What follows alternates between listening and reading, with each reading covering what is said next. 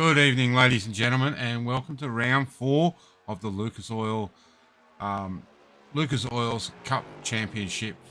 And tonight I am joined in the box by one Mr. Aidan Schultz, who is having a little rest from racing himself this year, but he'll definitely be back out on track. Welcome, Aidan, and welcome to the booth, mate. Yeah, good evening, Mark. Thanks for having me, mate. Round 4 here of the Aussie Outlaws from Phoenix. So, yeah, like you said, out of the car for a little bit, but going to enjoy a little bit of time up here in the booth tonight for you for round 4, mate. So, I appreciate the offer. It's all good to have you back up here, mate. We know that you can definitely call a good race, so it's good to have you up here. Little bit of race info for tonight. Oh, no, doesn't come up like that, does it? Still getting used to this. Still getting used to this new set out. So tonight here at Phoenix, air temperature at 26 degrees. Track temperature a little bit cooler than normal, 36 degrees. Humidity is 0, and the wind is between 8 or 7 and 10 kilometers an hour from the east. And the cloud cover will come over, so that will help the guys due the race. Aidan. Yeah, definitely will, mate. And just jump back a little bit. First night back in the broadcast booth and or the commentary booth, and modern technology letting us down once again. But yeah, mate, it definitely will as the race does change. But Dyson on screen at the moment in the 41 DPR entry currently sits the top of the timesheets with a minute to go now in qualifying with a 27.121. Next best is Quantum Motorsport 22 of Tom Williams with a 27.3. And third place will be Wayne Van Bion at the moment, 27.404. So Dyson very quick there in the qualifying lap, mate. But long race ahead. A lot of laps ahead of the drivers, and the way that I've seen in the previous some official stuff and some other league stuff that I've seen around the place, the track evolving over time is going to play a big part in this being open setup. Yeah, definitely. As our return viewers know, we've gone to open setup this year, and very interesting in the different setups. We've spoken, Carl and I have spoken about it, but we'll just touch on it again. Very different to fixed setups this year, where just a slight tyre pressure adjustment can make a big difference, and spring rates and different things can make a huge difference in these cars. Very tough to drive as an open setup car. Do you find that when you have done a little bit of racing that you have done this year, Aidan? Totally different mindset of driving and how you drive the car as we're just about to bring up the grid here, but we'll go through that as the race does progress and I'll answer that question in more detail. Of course, the people might think differently, but here's your grid here for round number 4 at Phoenix. Andrew Dyson from DPR will share the front row with the 22 of Quantum Motorsports of Tom Williams. In the second row will be Wayne Van Bion, and he'll be accompanied by the 98 DPR car of Stephen Williams. In the third row tonight would be Nick Bottrell and Brian Messer in the 51 out of P6. P7 will be Luke Jaeger, or Jager, I'm not sure how to apologise that. My apologies, not sure how to pronounce that rather. And the 66 is Scott, I can't pronounce that. Lethborough. Lethborough, we spoke about that, my apologies. Mark Smith off 9th position, and Norman Clark will round out your 10 as we go across the page. In 11th will be the 274 Quantum Motorsport entries, 5 of them tonight in the 11th position, and Nigel Payton there in the number 90 in 12th. 13th will be Jared Williams, and off 14th, Adam Ariel in the 55. In 15th will be Tristan Koch, and in 16th will be Brett Campbell. 17th will be Philip Butler, and in 18th, Carl Needler. Carl coming off a good result last week as well. Maxi Marshall in the 24, he'll be there or thereabouts, and Justin Allen out of the 20th position. A lot of cars tonight, but 21st position will be Martin Pedersen starting off the lonesome last in the 11th row.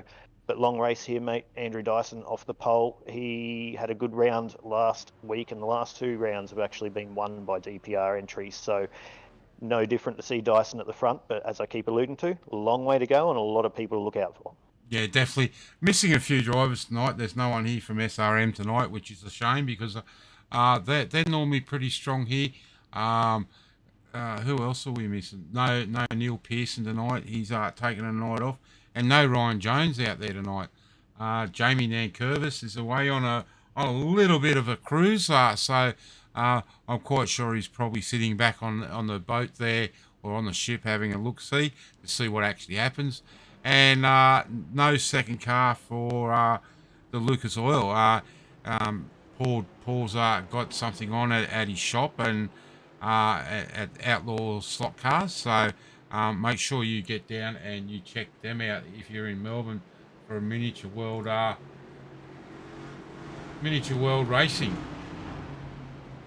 Well, I'll tell you what, half Jamie's luck as they make their way out of turn 3 on a nice little cruise. That'd be all right. I reckon some of these guys out here at Phoenix tonight at the end of it would be loving to be on one of those cruises. But we're about to go green. Dyson off the front row with Tom Williams. I'll let you call the start of this one, mate. But as we've seen, Phoenix can play a little bit of havoc early on the cold tyres. We'll see whether the guys play it nice and cool here with a long race ahead.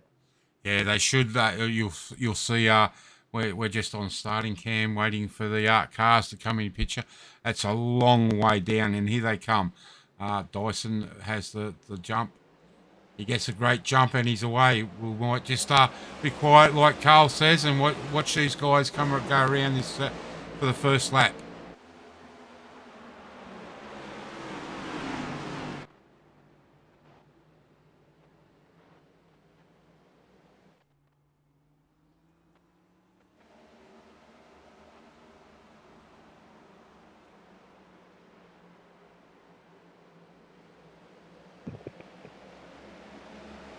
Yeah, and a nice steady start there, marked by everyone. So Dyson getting a good jump. Wayne Van Bee on there, up one spot on Tom Williams after the first lap, and Stephen Williams up another one as well. But they've all seemed to settle in nicely as they make their way through turns 2 and 3 for the second time. Stephen Williams looking a little racy on the outside there, and he's going to have Nick Bottrell behind him trying to follow his way through. So Tom Williams back one spot on his starting position now, and it looks like that Stephen Williams is, like he did last race, try and make his way up forward to be able to be there with his teammate of Andrew Dyson there. Yeah, definitely just a wait, let those tyre temps come up and let the tyre pressures rise up a little bit to see what they've got under them. But our only American driver in the field tonight, sitting back in 8th in the 51 Ford Mustang of Brian Massa.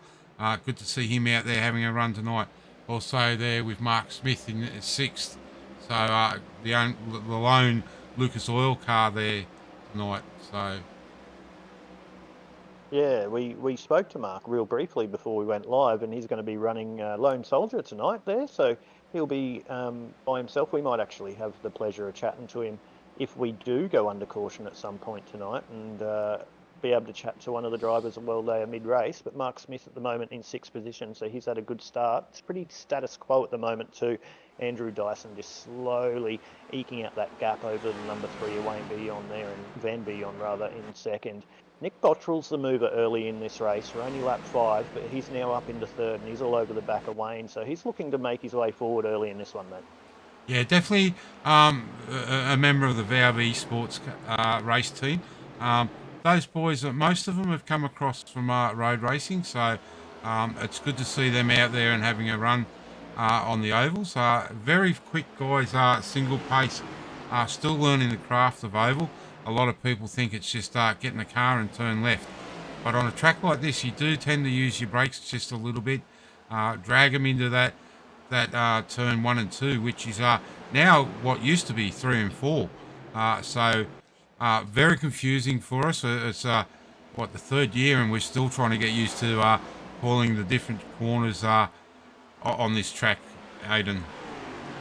Yeah, correct, 100%. I think I'm still doing that myself 3 years in. I think I raced this a couple of months ago before I packed stuff away, and I think I forgot myself and had to realise where the start-finish line was again. But one of my favourite tracks, it's a great track, and like you alluded to, it's a lot different on the calendar to what the drivers have faced so far. We've gone to super speedway type courses, you can say, Atlanta being the secondary one, to Daytona at round 1, which we classify now as a type of super speedway, to a totally different sort of high bank flat track, if I say it, in Las Vegas. And now we go to a different one at Phoenix. A lot of braking involved in this.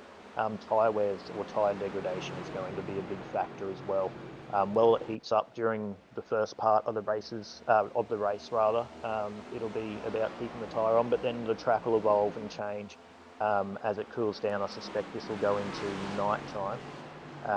And the track will rubber up, so it'll become a totally different racetrack. But only 9 into 312, a long way to see, and a long way until we get to that point. At the moment, though, your top 5 is Andrew Dyson, Nick Bottrell, Wayne Van Beon, Stephen Williams, and Tom Williams. So Williams 4 and 5. Tom Williams, after starting second, he's been the biggest mover backwards early in this one from Quantum. He's back into 5th place, and the biggest mover forward in the top players is actually Nick Bottrell, and he's all over the back of Andrew Dyson in the 41 here, Mark. So as we go back to as we look at him close up there with Nick Bottrell, it looks like he's going to want to make a move pretty quickly. But Dyson's very smart and aware of what's going around him, and if he thinks he's quicker, he'll probably let him go and come back to it later on in the race, as tyre wear will be a big part of this. But at the moment, the 225 looks quick. Yeah, definitely, and you can see the 2 different lines there through the dogleg coming out of turn 4. Nick's staying up high and ducking down and using that open dogleg, where Dyson's just staying that mid-track and just running the more conventional line and just dropping down across that dogleg at the last section. We'll watch here again. You see both up high, and this time both of them, it's been reversed. Nick stayed out on the actual track, and Dyson's used the dogleg. So just different lines and different ways of doing things. Yeah, definitely. You could see that through turns 2 and 3 there. We watch through turn 4 this time. You can see that Nick will get very tight through the entry because he's sitting in behind Dyson with his draft. Where Nick's better is up through 2 and 3 here. He goes a lot lower than he has through the dogleg. But the last 2 laps, I've seen him sitting about half a car width higher than Dyson. That just allows him just to stay out of that aero wash. As much as they don't have high downforce and lots of wing, there is still a little bit of there, and sitting up in behind the hot car doesn't help. So just needs to back it off a little bit earlier into this corner. See how hard he dives in, and the car will get tight, and that's going to be tyre wear as well. So if he keeps doing that, you'll see Dyson just drive off into the distance. So just back that car up and keep that roll speed through the corner. But he's starting to just drop off a little bit, and it'll allow Wayne and Stephen to come back into the fight for a second place. It looks like Tom Williams is high through turns 2 and 3 that time, which Mark Smith and Brian Messer might take advantage of, and it looks like Mark's going to try that down into turn number 4. And will he get that done? No, it looks like Williams is going to hold on the outside and try and keep that 22 on the outside. He's going to get stuck on the outside. Mark Smith down through the cut through, and he should be almost clear into turn number 2 and 3 this time. But Williams going backwards a little bit early in this one. I don't know if that's strategic or he's just not feeling comfortable at the moment. But after starting out of P number 2, and he makes a little slice on the wall, out of P number 2, he's going backwards a little bit at the moment. Yeah, he may have just hurt that right front. I know we're only 15 laps in, but it doesn't take long to hurt that right front here. You know yourself, Aiden, if you drive in too hard and really put some pressure on that right front, it really goes off fast here. Although it hasn't gone off as fast as we have seen in some of the very hot tracks that we do get here. It's as we said at the start, it was only 39 degrees. Yeah, it's going to be interesting to see how these boys really take care of that right front. Yeah, it definitely will. 17 into 312 at the moment. So to give you an example of that, viewers, last time round, your leader, a 28.125. His best of the race so far, we can call it for argument's sake, it's a 27.8 flat, because it's a 791. So about a 4/10 of a second drop per lap time there at the moment. So we're seeing the lap time slowly drop. 17, 18 laps. Don't be surprised we're going to see that drop to a second and a half over this stint. So at the moment, Nick Bottrell you can see him positioning his car a lot higher now through turn and 3 and trying to get that run off, and he's actually gone in a little bit different there and stayed out of the draft. But I thought he was going to get dropped a little bit there by Dyson, but he's coming back at them, and Wayne Van Beon and Stephen Williams, 3rd and 4th, just still tagging on in the background here, Mark.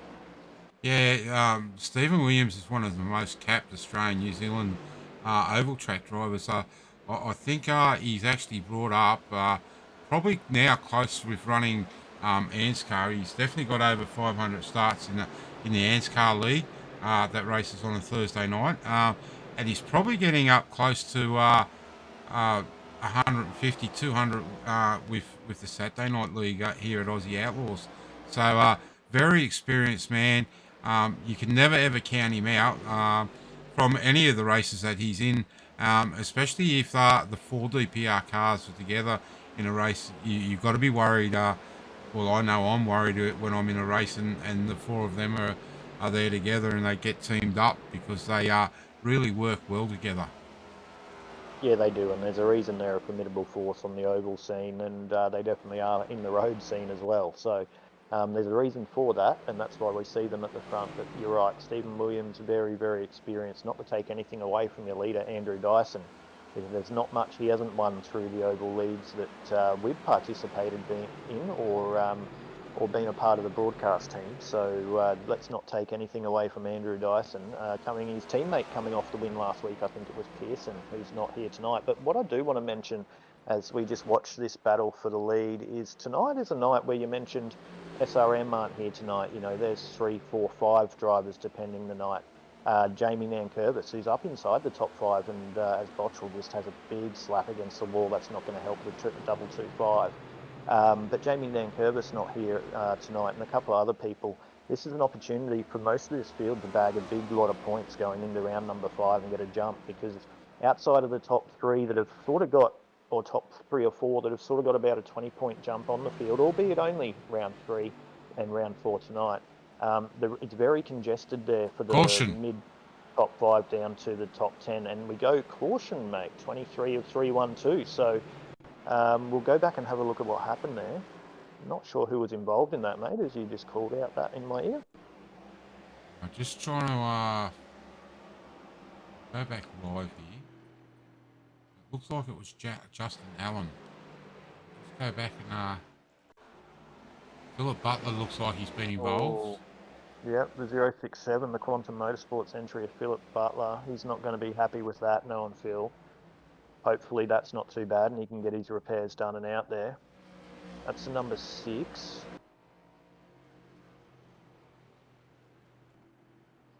Back live, just having a problem. Yeah, we'll go back live, mate, and we'll see if everyone's come in through. Yeah, so you can see the drivers now going into pit lane.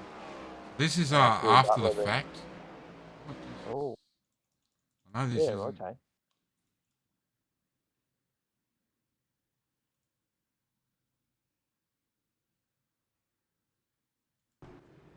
That's right. Sorry, can't pick it up because it's coming up with 2 or 3 incidents on top of each other, and it just doesn't want to pick up. No, that's okay. We got there, but we're under caution for the first time tonight, ladies and gentlemen. 25 of 312. I thought there might have been one quicker than that. You see Brett Campbell in the 015 below the apron there. Looks like he's going to make his way through pit lane this time around. The 067 of Phil Butler looks like he was involved in that incident. You can see there's some war wounds up the side of that 067 Quantum Motorsports car. He would have got some damage done, repaired, I believe. Hopefully that doesn't affect him too much, but left-hand side looks all shiny. The other side, on the other hand, looks a little bit worse for wear, and Luke Georgeson in front of him as well. So Luke Georgeson up into second place through that pit lane, pit cycle there, and Carl Needler into first. So really good pit stops there by those guys to jump up the front if they did hit. I'm just trying to catch up with my live timing. You might be able to. No, they haven't come down pit lane, so those guys have stayed out. Yep, they've stayed out for track position. And on correction, it's showing. Yep, no. Yep, definitely. Carl Needler, Luke Georgeson, Andrew Dyson, Stevie Williams, Wayne Van Beeren, Luke Jager, Brian Massa, Mark Smith, Nigel Patton, and Norman Clark. So, jump back, Norman Clark there, the gentleman sim racer, the wily old fox we nickname him. He's 65 years young, So it's good to see him out there still battling with some of the best drivers in Australia and New Zealand. And the current championship leader leading into round 4 here at Phoenix, if you don't mind, Mark. Yeah, that's right. I forgot that too. He is leading the points, albeit by 1 point. Yeah, 1 point between your top 3 at the moment, which is it's definitely on at the top. Your reigning champions up there as well, inside the top 5. Matty Raymond and his teammates up there as well. But clean set of heels by Normie. He's been doing a great job, and he's there or thereabouts again tonight. So don't write off the 0-9 to figure in the standings as this race gets longer and longer and longer. Interesting, the strategy by Carl Needler and Luke Georgian off the front, not through pit lane. The guys behind them have all been through pit lane. I'd suggest they've taken tyres, but we're about to go green. Second time tonight, it will be Carl Needler taking the field to the green into the restart zone. And it will be around the next corner because we're used to going there, but it's all changed now. So that nearly caught me out. I would have got black flag there, Mark C. So that's why I'm not driving. But Carl Needler will take us to the green. It'll be Needler and Georgeson off the front row. Dyson, Williams, Van Bion, Jaeger, Messer, Smith and Patton, your 9. Going into the Geico restart zone. It is in the 2's hands, and we're green here for the second time tonight. And just like the race start, the inside row gets a really good jump on the outside row, but Carl Needler off to the lead. Andrew Dyson making his way up very quickly, and we'll see. Looks like Dyson wants to get that job done early and make his way off into the front, but they're too wide in the background as Dyson gets the job done. And we've gone incident free again as a nice little start here by the guys, and hopefully we get a good green flag run here, mate. Yeah, we should get a good green flag, even if it is another 20 or 30 laps. We tend to see these guys just get a little bit nervy around lap 20, 25. A long way off the first pit stop, so that's now probably changed the pit stops to around the 100 lap mark. So we see if anyone's game enough to push the car right to an empty tank. We have seen in the past a couple of races at Ann's car 2 weeks ago. We've seen the guys get a little bit loose, and Massa just there up into the fence as a very tough move by Peyton on him to take up a spot. Yeah, it was. Elbows out there, and Mark Smith looking to return the favour down into turn number 4. Mark Smith making his way back up after being in, or actually making his way forward after sitting in the top 5 for the opening stages of this one, 30 laps in. But Dyson and Wayne Van Bion there, status quo at the front, although it's a different driver, and it's Van Bion now all over the back of Andrew Dyson. It was Bottrell earlier. He finds himself loose in the background back in 7th position, but it's Dyson and Van Bion now leading the way. As there he is. And we're going to go caution again as I put the mocker, the 225 of Bottrell, your early contender, in the wall, and that's almost night over. Unlucky there, Mark. Oh, that's a commentator's curse as we go back and have a look at the replay. Quantum Motorsport car on the outside. He's just got a little bit loose there. Tried to straighten it up. Unfortunate there. It looks like Luke Georgeson up in the outside there. He got caught up in that. So a little bit loose on exit there by Nick, and tried to straighten it up. Got a little bit of gas again, and it just spattered in the outside wall, and the Quantum Motorsport car had nowhere to go. So unfortunate for those guys, and that's the second caution of the night. Yeah, definitely. Look, won't be too bad if he can get in and get some repairs done. You probably see him back out there because, yeah, it's not too bad on aero here. You can still race here with no front end, although you will be slower. But it's it's not as bad as like on a super speedway or anything. So we just got a message across. Thanks to Neil Pearson, not able to race, but he's in there having a little bit of a chat with the boys over on DPR channel. Dyson is actually looking to get 120 laps out of a tank. So if Dyson can do that, that will take him to what's that, lap 150 roughly. Although now looking at that car, that steering it definitely isn't right. Yeah, that's definitely not looking good. It's going to be a long time in pit lane. But you mentioned lap 150 for Andrew Dyson. So he didn't come down pit lane this caution. So if he can get to lap 150, that'll be 2 stopper to the end and then a short field. So that'll be interesting. And I've just lost my live timing, so that's good. Yeah, so Dyson at the moment, he's going to be the best on tyres, but it was interesting to see Wayne Van Bee on that time went with him, and Nigel Payton now has made his way up into third. So he's trying to make his way forward quick after that caution. So 33, we're now 10% of the way into the race, mate. Yeah, definitely. And it's good to see Nigel back out there. I know some of his teammates are.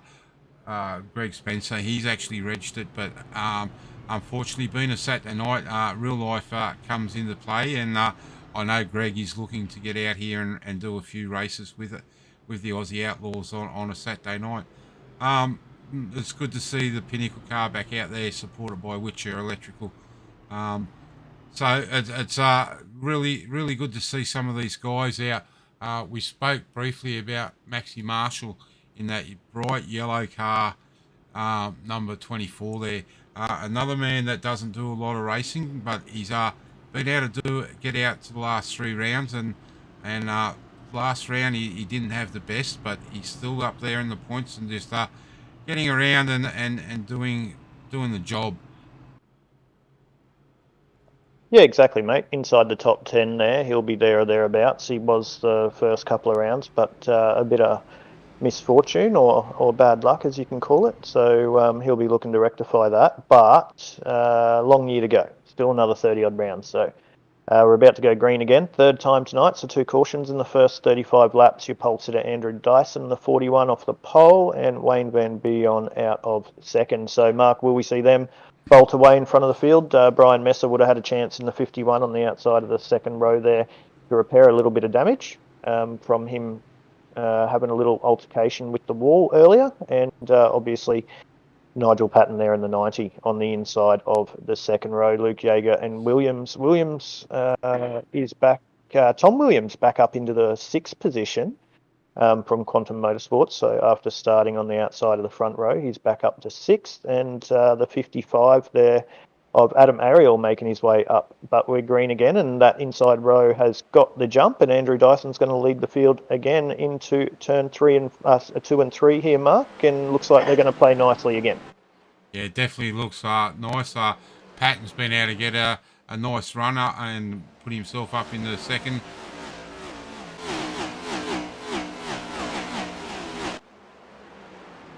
Yeah, Nigel looks like he wants to make his way forward. He's come from, I can't remember where he started. I can't see it on my live timing, but he's definitely made his way forward from his starting position, obviously, up into second. So, but Wayne Van Bee on there or Brian Messer rather, is not going to let him have it. And Brian wants to make his way forward in the 51. So he got a little bit of that damage repaired, luckily, and doesn't seem to affect his early pace as he's pulling up on the back of Dyson, as Nigel just has a little bit of a look down the inside. Nothing going there. And yeah, status quo, mate. Top 4. Can we get a full stint, though? That's what I'm going to be. Yeah, it'd be interesting to see. We're finding now that the tyres are starting to get really hot around that lap 25.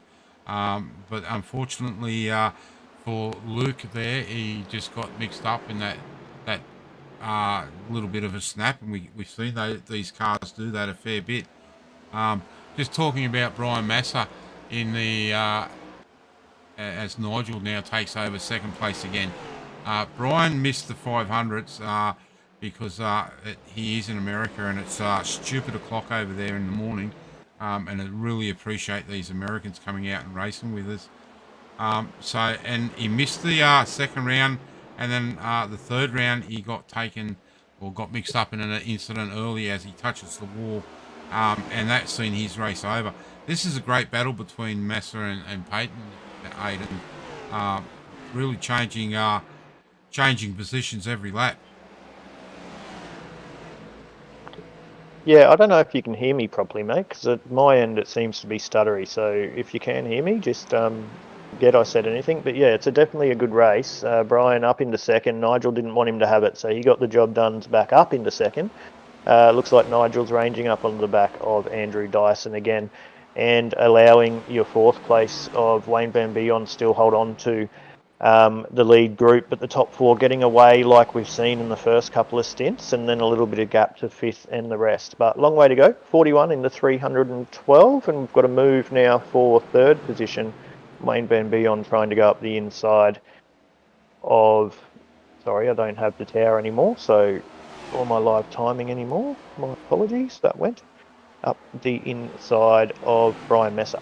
So just jump back and have a look at this battle at the down for 15 through the 20, being led there by Tristan Koch in the 550 car. But we're just looking at Brett Campbell here, one of Quantum Motorsports. This fella's come along in leaps and bounds in the last couple of years from when he started. A very good race head on his shoulders now. A little bit of coaching from yourself, Aidan. But we see him thereabouts now. I know he's running in the GT3 championship that gets underway for us next month, and just an all-round decent driver again now. Yeah, he's been going well, mate. Brett's been around for a long time, there or thereabouts, so he's doing good. I wouldn't say coaching, mate. No one does really coaching what we do. We just jump on and have fun, so he's doing a good job. His strategy would possibly be just try and keep the car clean and see where he ends up. He plays a long game, so but no, it's been good seeing him jump into other stuff as well outside of oval, turning right as opposed to turning left, just left. And from what I hear, he's enjoyed a bit of the dirt speedway action as well. So generally, you find people that do NASCAR type oval racing transition well to dirt and speedway. So we've seen that with Brett, but the 274, the Quantum Motorsports teammate of Luke Georgeson, getting up the inside of the 24 there, Maxi Marshall. So Maxi there or thereabouts starting to make his way or fall into the grass there of, I believe that's Tristan Koch in the 550. So Tristan doing well in this one as well. Yeah, definitely. So, as you said, I think these boys will be looking at really catching those SRM boys and Norman Clark. It's going to be a shame for the SRM guys because they're going to drop a lot of points here tonight. It doesn't take much, and you can find yourself going from the inside the top 10 out to outside the top 10 with the way the point systems are staggered here, using the real live NASCAR points as we've done this year. We've really taken the races to parallel with the real life NASCAR, and the only thing that we don't do is stage racing because it's a little bit unfair to try and ask one of these guys to throw a caution or someone up here to throw a caution because they've really got to concentrate on what we do. So when iRacing brings that in, I have no doubt that we will see stage racing in. And the other thing we can't do at the moment because it's a little bit hard with the way iRacing has got things set up, can't take your lane changes like they do now in real world. But I have no doubt iRacing is working on that in the background, just like they have done with the rain for the tin tops and circuit racing. Yeah, definitely, mate. But it's heating up at the front. Nigel Patton now all over the back of Andrew Dyson. I don't think he's happy to sit there, mate. I think he wants to go forward. So Dyson, he's playing the game at the moment. Old hand, Dyson is. As we've said, he's won everything in oval. So he's there as a message, just flouts the outside wall again out of turn number 4. That's not the first time he's done that tonight, so he won't want to make a habit of that one. That's allowing the front two just to get away a little bit. It's not much at the moment, but if he keeps hitting that outside wall, that's not going to help him. But Nigel very racy in second, and we go caution for the third time. Looks like it may have been, yep, here we go. Maxi Marshall and Tristan Koch. Tristan coming on the low line. Oh, just touches Maxi. And that puts Maxi very sideways. And I would say that has seen Maxi into the outside wall. Let's go back and... Yeah. So it looks like Tristan trying to get the run off the exit of 4, gets very tight, gets a good run on the low line, gets tight on exit, pushes up and just catches the left-hand rear quarter.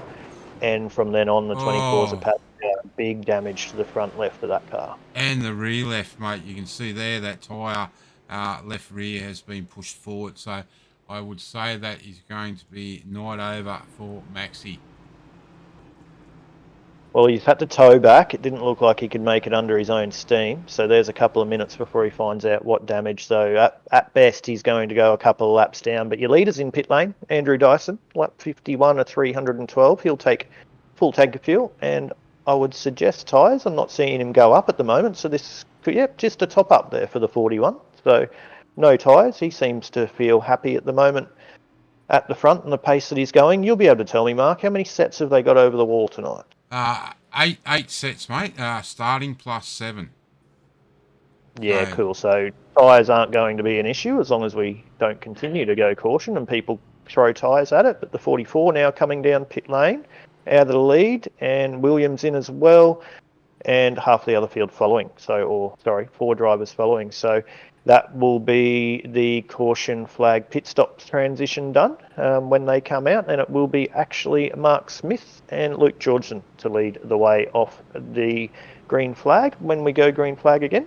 So, yeah, mate, third caution of the night, 52 into 312. Still a long way to go, but definitely we're seeing that, the way that the cars are transitioning, even with the way the track is at the moment, as you saw there, Tristan getting tight on the exit and making contact with Maxi Marshall.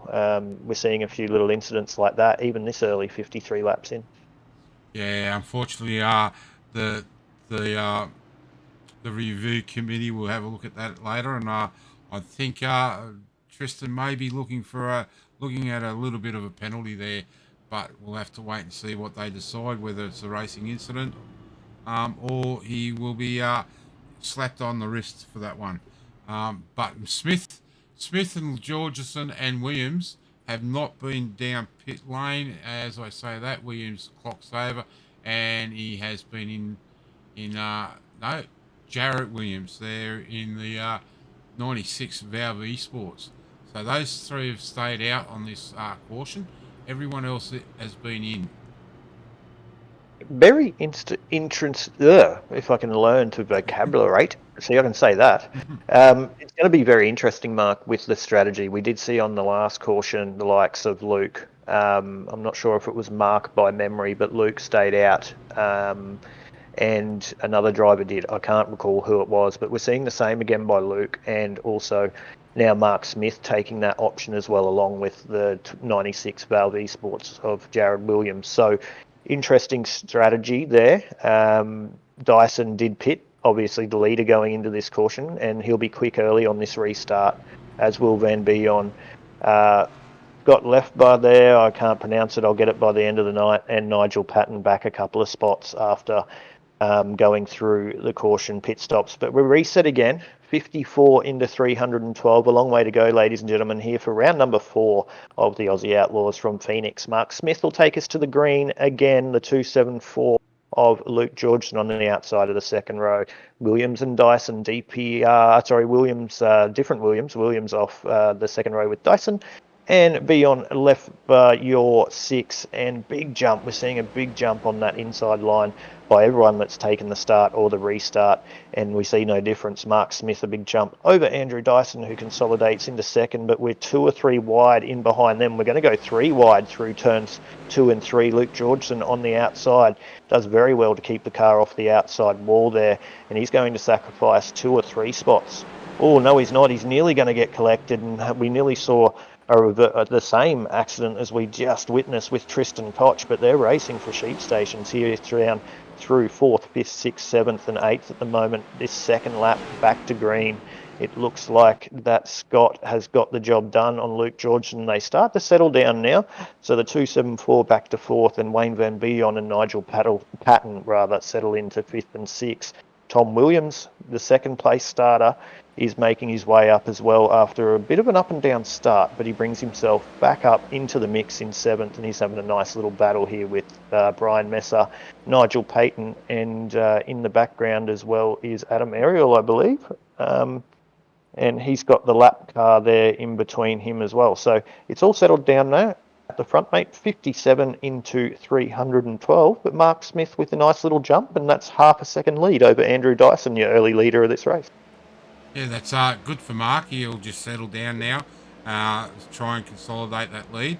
But again, Dyson is very quick. He knows how to drive this track very well. So look at him to close up.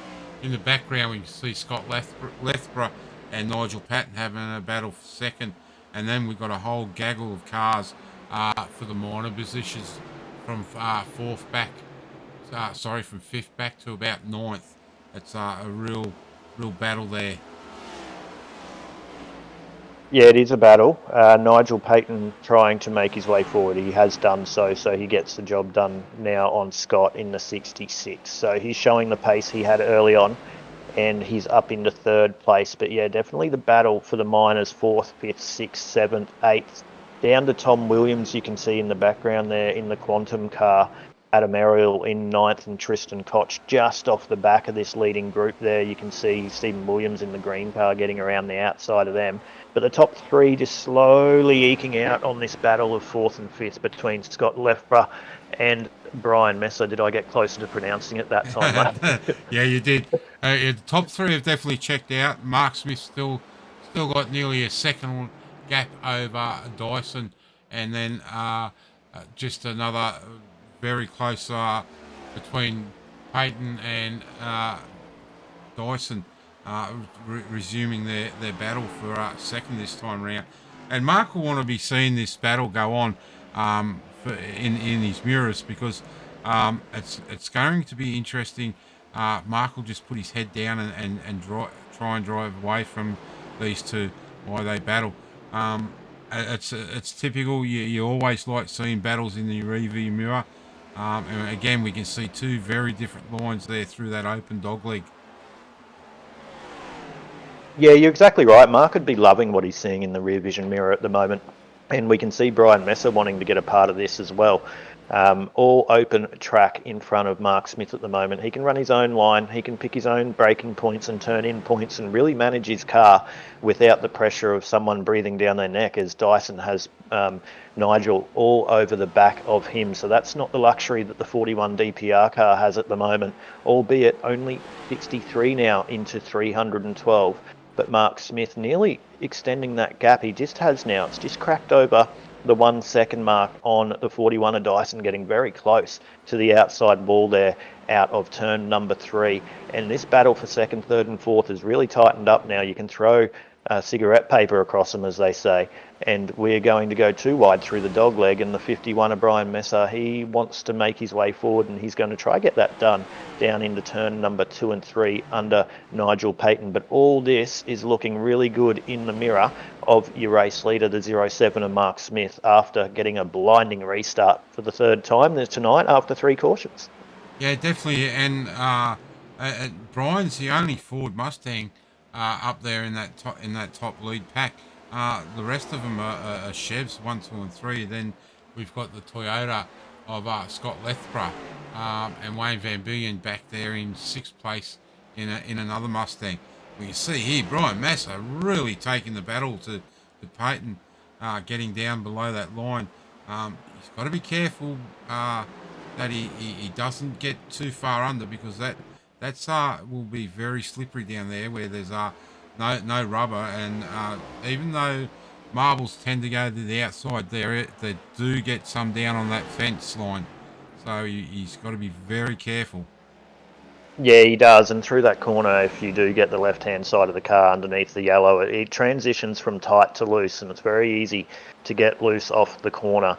But when he does go up the inside, when he pokes his nose up the inside, when he does it, he needs to make sure that he really has a proper crack at it. So he's going to do it now, because if you do want to get the job done, you don't want to be running too low and pushing that front of that car too much, trying to get a move done over an extended period of laps. So you either make the choice, like he's trying to now, to get the job done, but then Patton goes, no, I don't care, I'm going to go around the outside, and look at the run he gets around the outside, and that's going to allow him to have a look at Dyson. He's not going to quite have enough, I'd suggest, exiting this corner, but doing a great job. He's making me a liar, and he's possibly going to go all the way around the outside, and he does the 90, and Nigel Patton going up into the second place of this motor race around the outside of Andrew Dyson, if you don't mind, and the 51 of Brian Messer goes, I want a bit of that too, and he's up the inside of Dyson and is going to take third in the race.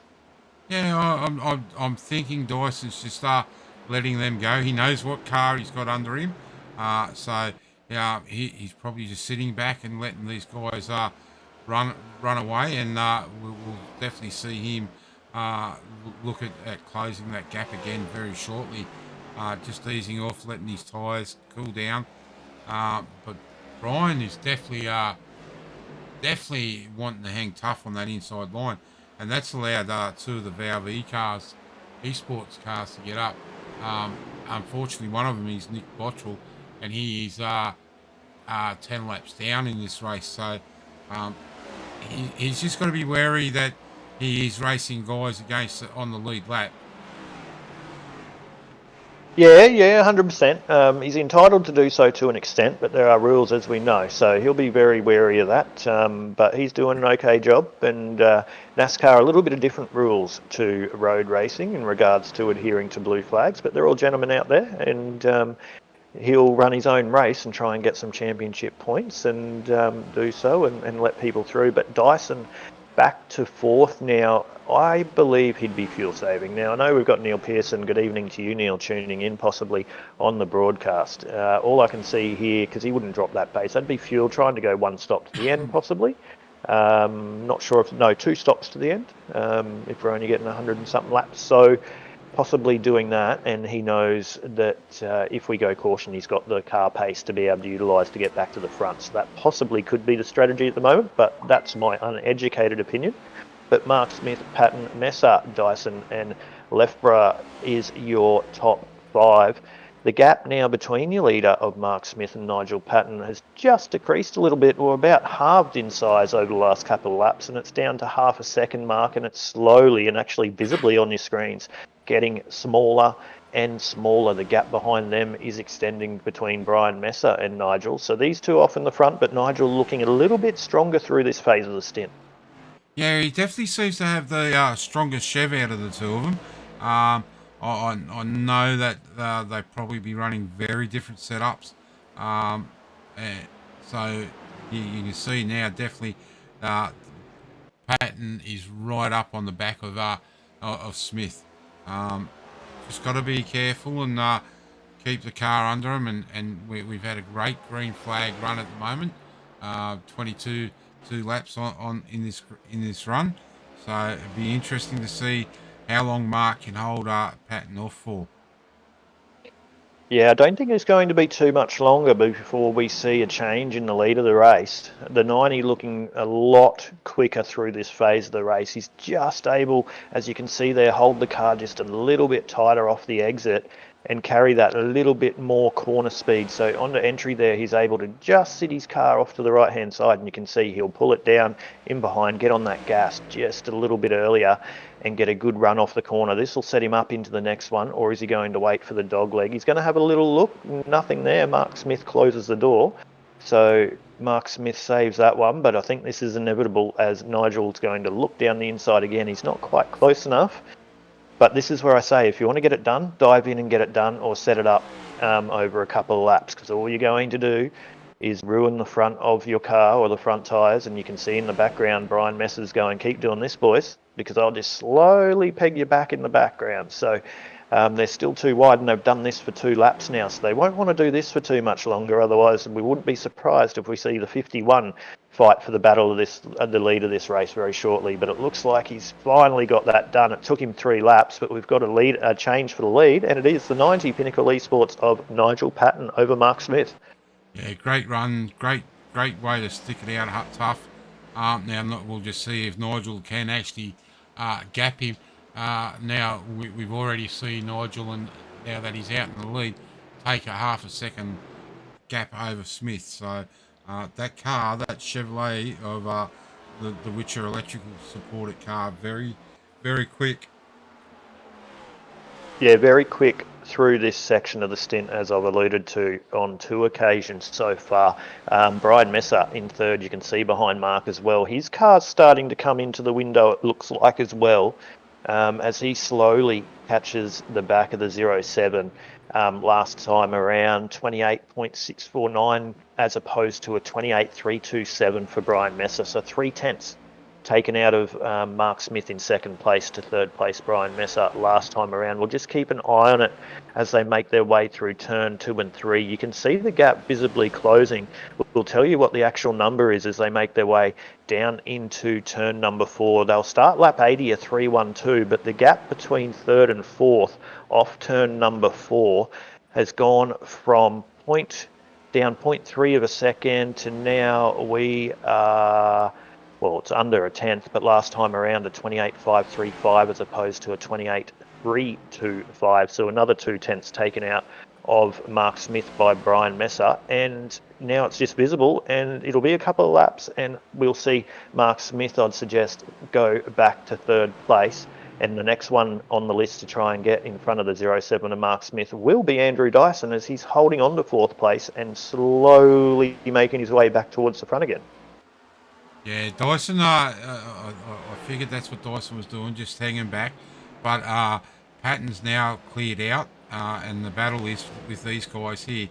We can see now it's just on 1.6 seconds, but I don't think that timing's working right. I think it's closer than that. Brian's just hanging there. He still a long way to go. We're only on lap 82. Of 132. 112, sorry. 312. 82 or 312. Yeah. 312. I know what I'm doing. That's all right. We'll fake it till we make it, mate. 312, ladies and gentlemen, so not even a third race distance. But Nigel Patton, your leader, 28.2 last time around as opposed to a 28.5. The only other driver close to that, well, actually 28.4 now. They've just gone across the strike as opposed to a 28.6. Only one better is Andrew Dyson in fourth as Messer gets the move done for second place over Mark Smith. And Dyson is bringing Scott... No, is that Scott Lefborough behind him, or is that Bottrell trying to unlap himself? That's Bottrell, mate, trying to unlap himself there. Thought that'd be the case, and you can see Lefborough just in beside that with the predominantly white racing scheme. So same team, I believe, but different colours. So there you go there, the 66 of Scott Lefborough up into the fifth position. Wayne Van Biljon has Stephen Williams all over the back of him in the battle behind fifth position at the moment. So you can see there 6 and 7. It is Van Biljon and Williams, followed by another Williams, Tom Williams, after starting the outside of the front row back into the 8th position from Quantum Motorsports. The best of Quantum Motorsports at the moment, Adam Ariel, the next best. In 9th, so 2 cars inside the top 10 for Quantum Motorsports, 2 cars inside the top 10 for DPR, and all the others, I believe, are single car entries at the moment. So it's definitely heating up in the top 10. There's a couple of teammates against each other in there, but at the moment, Nigel Payton's saying, I don't care about teammates. I'm in the Witcher Electrics Pinnacle number 90, and I'm going to put 2.2 seconds on the field, and he is still lapping quicker than anyone. The only other person quicker is Andrew Dyson in 4th place. So Nigel Payton, very, very good speed here, and he's gapping the field 86 in the 3:12, but it doesn't look like he's going much slower. We'll find out in the next couple of laps. His car looks like it got a little bit tight there through turn number 4, but 2.1 seconds the gap over Brian Messer, and it's just gone out to 2.3, and he's going to put a lap on one of the Quantum cars very shortly, and not sure who that is, but back to the 015, there we go, of Brett Campbell. And the person going a lap down could be Phil Butler, I believe, in the 067. So Phil Butler will go a lap down, 87 into 312. Nigel Patton 2 seconds up the road over Brian Messer, Dyson Smith and Lefborough, your 5. we've been under green flag conditions here for a while, Mark. We had 3 early cautions inside about the first 50 laps. We've had a good little run of green flag running here, and we've seen Nigel bolt off into the distance, but we've seen Dyson now put the foot down a little bit. He's made the move on Mark Smith, so he's up into 3rd place, and he's pushing right up onto the back of the 51 of Brian Messer. And don't be surprised if we see him get the move done up into 2nd place, and he'll put the ears back a little bit, and he'll try and rein in the Pinnacle Motorsports entry of Nigel Payton as the pressure's got to Messer there, and he's gone up into the outside wall. So that's probably the 3rd or 4th time we've seen Messer make friends with the outside wall here at Phoenix. Long way to go. He won't want to make a habit of it. I've said it once, I'll say it again. That's 3 times, and Dyson's going to keep the car nice and low there. It looks like Messer's just given up that position, and Dyson now up into 2nd place, and he's going to put his eyes forward and try and chase down the Pinnacle Esports car of Nigel Payton, as Dyson now needs to navigate past Phil Butler to put him a lap down as well. So Dyson back up into 2nd. We're starting to see Mark Smith really struggle there on the tyre sets, going from a healthy lead early on this restart back to 4th, Mark. Yeah, definitely not a good sign for these guys. Payton and Dyson seems to be able to look after those tyres a lot better than these other guys. Not sure. Check on the weather, what's happened there, whether it's changed. It has cooled. The track has cooled down by 3 degrees, as we can see there.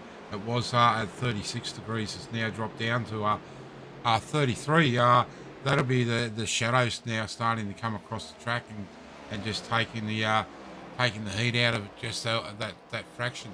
So through this midsection of the stint, as we clock up 40 laps on this stint, the tyres are starting to hurt there. So just going to see who's going to be the one that pulls the pin and starts some green flag stops. Although as we can see from they can get around 120 laps out of a tank of fuel. So it's just a matter of who's going to be able to keep them tyres under them.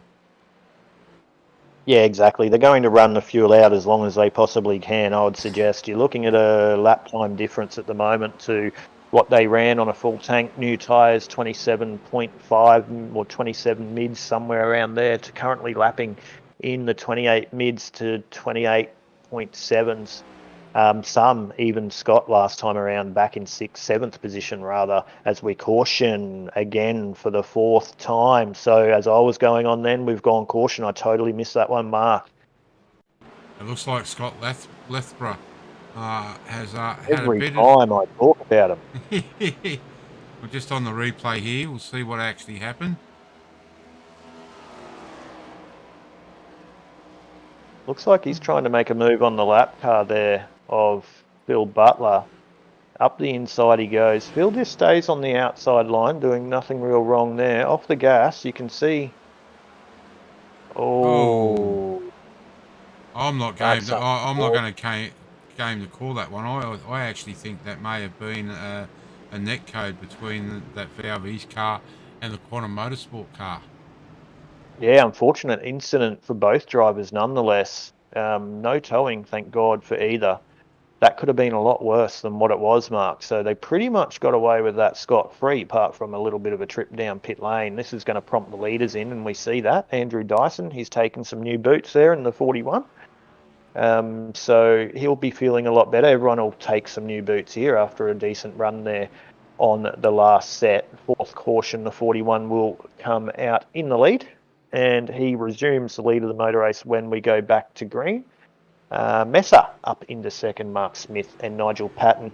Twice now we've seen Nigel, after making his way up into the front of the race, lose a couple of positions through the pit stop. He went from 2nd, I believe, in the last caution back to the restart at 6th, drove through to a healthy 2-second lead there before this caution, and this time around going in 1st and back into 4th.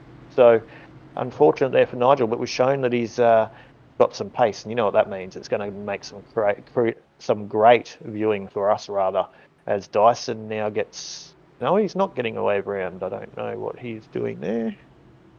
Pulling up. That's interesting. he might have had a little bit of a failure or something, and he's trying to fix it, but he's pulling up unless he's got to. Yeah, that's really weird, Mark. Yeah, I'm not sure what's happened there. He's just pulled to the outside of the track. Yeah, and he's not seeming to go anywhere either. Can you go on board and see whether his engine is running?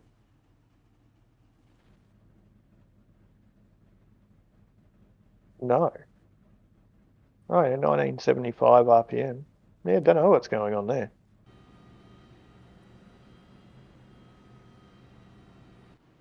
Well, that's thrown the cat amongst the pigeons, Mark.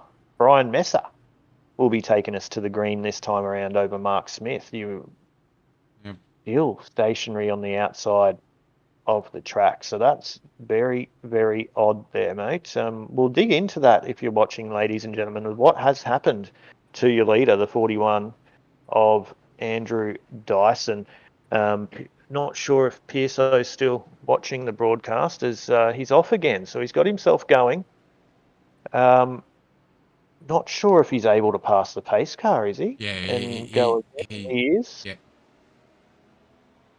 So is he going to go? He's not going to go down pit lane. So anyway, he'll resume the lead of the motor race. But yeah, weird there by Dyso. Not sure what he was doing, mate. But we will go back green, I would suggest, with 1 lap to go next time around. So Dyson will make his way back up to the lead, I'd suggest, unless he's going to get a rear of field.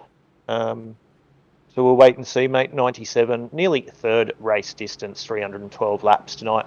It's been great racing at the front here for round number 4 of the Aussie Outlaws. Majority of it being between the likes of Messer, Smith, Payton, Williams, and Williams Van Bion up the front of the race.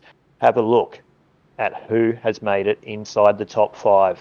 We're getting third race distance. It's about when you start to show what you've got, and your current championship leader, the number 09 of Norman Clark, up into the 6th position on the outside of the third row. So we did say look out for him tonight, and he's showing that up into the 6th position. It's still changing though, because Dyson's now taken his place on the grid. It looks like Williams is trying to find his place on the grid as well. So a little bit of argy-bargy at the moment with the boys, just trying to find where they all fit into the train.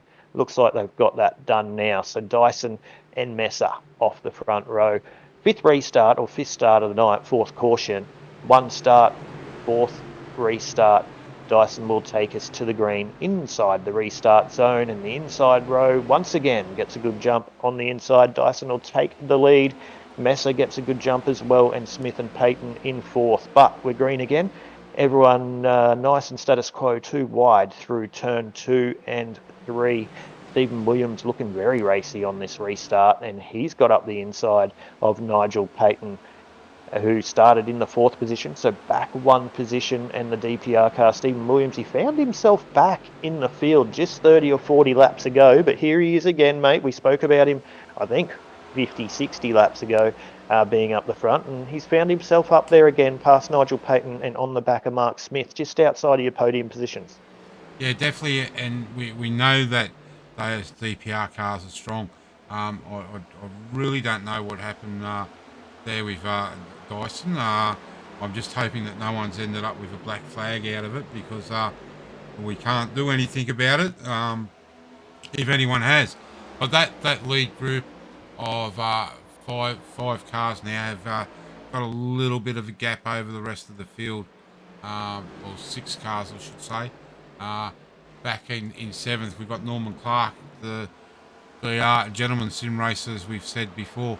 Then we've got Luke Jagger there in 8th position, Tom Williams in 9th, and Scott Lethborough rounding out the top 10. But they are all bunched together back to the front. We've still got Dyson.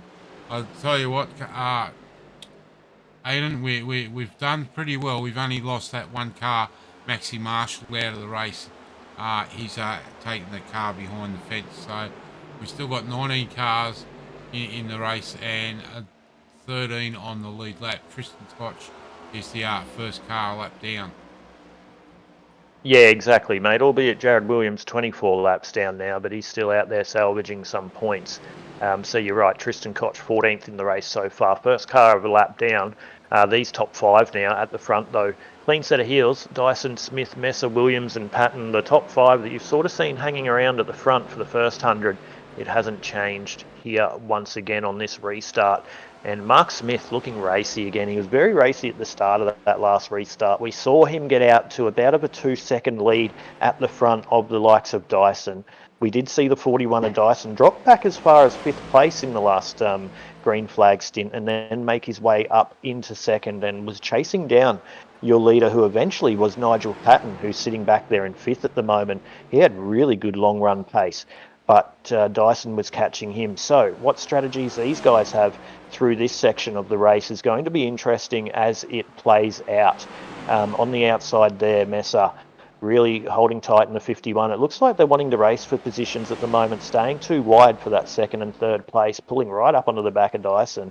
Mark Smith holding that inside line, and Williams and Patton just in the background, a little bit of a watching brief, just watching what's going on at the moment. They know they've got some pace, but they're going to use that when they can because the guys at the front are fighting pretty hard for it. Dyson now cutting down to the inside line through the dog leg there, and Messer getting a really good run on the outside. We saw that by Nigel Patton in the last stint, and that's how he got the lead of the race over Dyson. We've seen a little bit of deja vu there for Dyson out of turn 2 and 3, just a different number and a different looking car doing that, and that was Messer on the outside to take the lead of the race to Dyson and Smith now in third, and Williams and Patton still in 4th and 5th.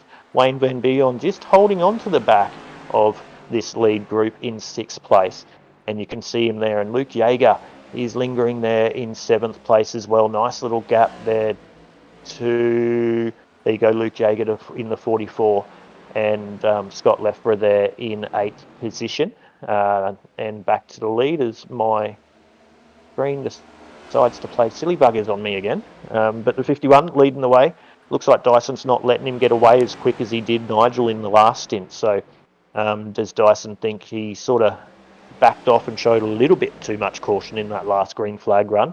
We're about to find out, as hopefully this one goes for an extended period of time. But the top 7 now, a nice healthy gap over your 8th position of Scott Lefborough. We'll go through as we see this battle for the front. It's sort of just staying status quo, so we will keep one eye on that or let you know if anything changes. But we'll go through your field from this 7th position. So you see, or 6th position rather, you can see Wayne Van Bion in 6th position. He's on the back of this group. So this is the gaps for the rest of the field. We go, is he having a look? Sorry, Carl. The number 2 car is Carl Needler, and he's actually 2 laps down. So he's out of position there. He's actually racing to try and get a lap back. So Wayne Van Bion in the number 3 VSK car is actually in 6th place. All right, well, he did a good job there just having a look and knowing when to let that lap car blast. But yeah, like you were just about to say before I rudely interrupted you, back in 7th spot on your screens now, it's the 44 of Luke Jaeger. So that's what it visibly looks like back to 8th. And that's Scott Lefborough there in 8th position. Then we go back to 9th of Luke Georgeson. So he had a rough start, the 274. He's up into 9th after getting some early damage. In behind him, Norman Clark, your championship leader in the 09. He's in your 10th position. 11th position behind him is Justin Allen. In behind him in the 12th position, Tom Williams, after starting the outside of your front row. He's now down in the 12th position. Running some laps, not really comparative to the front, so he's struggling a little bit, but we'll see how that happens. In behind him, his teammate, the 55 of Adam Ariel, in 13th position. Tristan Koch, who was caught up in that incident earlier, getting tight into the outside of Bottrell, I believe it was. He's now in the 14th position. That's the first car a lap down. So on relative now, we can't see Dyson or Messer in front of him, but he's gone a lap down earlier in the race. So back to Brett Campbell, he's the next car a lap down. So these two guys are actually fighting for that lucky dog at the moment. If we do have another caution, one of these two, the 015 of Brett Campbell or the 550 of Tristan Koch, will get the lucky dog and go back on the lead of the motor race. So there's battles within battles across the racetrack at the moment. Not only is there a battle for the lead between the likes of Messer, Dyson, Smith, Williams and Patton at the front, we've got a battle for the lead of the motor race. The lead of the first of the laps down, but this is back to the lead of the race. And Messer just a little bit of a gap now in front of Dyson and Mark Smith. It looked like my little side box thing is blocking something, but yeah, it didn't get the job done. So Dyson's still in second over Mark Smith. We can see Carl in the background there. He's fourth on the racetrack, but a couple of laps down, as you mentioned, and he looks quite racy. So if he makes his way through these front three, that's going to allow the likes of Williams, Nigel Payton and Wayne Van Beon catch up to the back of them as well. I'm surprised by the 90 and Nigel though, Mark. Not showing as much early pace or pace as what we saw in that last green flag run. So is he approaching it differently? We don't know. Or has the car changed as the track conditions are changed? Or is everyone else just getting faster? We don't know. Yeah, just before we went through the field, I was watching Nigel on another screen, and his car seems to have tightened right up. He got a big push there through here at the moment, three and four, and it really doesn't look as settled as it did before. Yeah, I'll have a watch, but he's going very tight, a very, very early turn-in. So, of course, the car's naturally going to want to get tight, I'd suggest. It depends how free he's got it on the rear as well. Different driving styles and cars adapt to that differently, different braking applications and different steering inputs. But generally, the tighter you run these cars, and like I said, very uneducated opinion from my behalf, but they get very, very tight the longer the run goes. So I find them very tight through mid there, as you can see, the two struggling to get it rotated down on the inside, even though the 90 is making his way back past him after being passed by him earlier. So Carl trying to unlap himself might have actually come a cropper against the wall, as they say, or he's just struggling with his tyres now that he worked so hard to try and catch and pass a couple of these guys. But the 90 there of Payton getting around the outside of him. Will Wayne be able to follow suit there in sixth place? We'll find out. Looks like Nigel's just positioning his car in different spots to what he did a couple of laps ago. So we might see him changing his method a little bit and might see him making his way back up to the front. So what he's starting to do is what I saw him do in the last stint when he took off. So you can see he's getting a lot better runs off. But we'll see whether he continues to do it. Williams looking racy on the inside of Mark Smith. Mark still holding the low line. Nigel trying to do it this time through turn 2 and 3. Closing up in the top 5 at the moment. Carl still staying there 2 laps down in between himself and Wayne Van Beon. I tell you who I'd like to be right now, Mark, is Wayne, sitting there in behind just watching all this unfold. Close enough to see it and be a part of it, but also too far away to really get involved in it. Yeah, definitely. We might just jump on board and see Carl's view. Wayne's view from this group in front of him as we go on board now out of turn 2, coming in down the back straight into turn 3 and 4. Yeah, and opting just to keep it in 4th gear around the track at the moment. So this is your 6th place getter on board with Wayne Van Beon down through the dog leg. Not sure if he'd want to get the job done on Carl being a couple of laps down. You can see he's really trying to extend that turn 2 and 3, not use the inside, try and negate some of that oversteer on exit. It looks like he's doing a better job, and this is just trying to extend the life of the tyres. So you might not see him making his way too far forward at the moment, not really losing much, but if these guys keep fighting and going 2-3 wide, as you see in front, they will burn their tyres up more. And well, Carl wants to have a little bit of it there. It looked like he was going to get real tight up into the back left-hand quarter of Nigel Payton. So close for that one. But these are the things you've got to worry about being in this position. I did say it's a good position to be in as they're too wide at the front. DPR looks like Stephen Williams now getting the job done on Mark Smith. So we've just seen the change for 3rd place happen in the race while we're on board with your 6th place getter. So up into 3rd place, DPR of Stephen Williams. So now we've got a second and third place of DPR chasing down your leader, the 51 of Messer, as they put a lap down on one of the Quantum cars there. That's Campbell again. Oh, as Mark's nearly into the outside or inside of Brett Campbell there. So another lap on the 015 going down there. So lucky for them all to get through. 124 into 312. Oh, we had a change for the lead, and whatever Messer's gone, whatever you can do, Daiso, I can do, and I'm going to throw it right back up the inside. Will the 41 return serve? Looking very racy down into turn number 4. Will he have another go? That was great racing. Dyson had a look up the inside. He made the move whether Messer made a mistake, and Messer threw this dog leg last time around, just threw it down the inside and said, no, mate, no, I want to stay in the lead.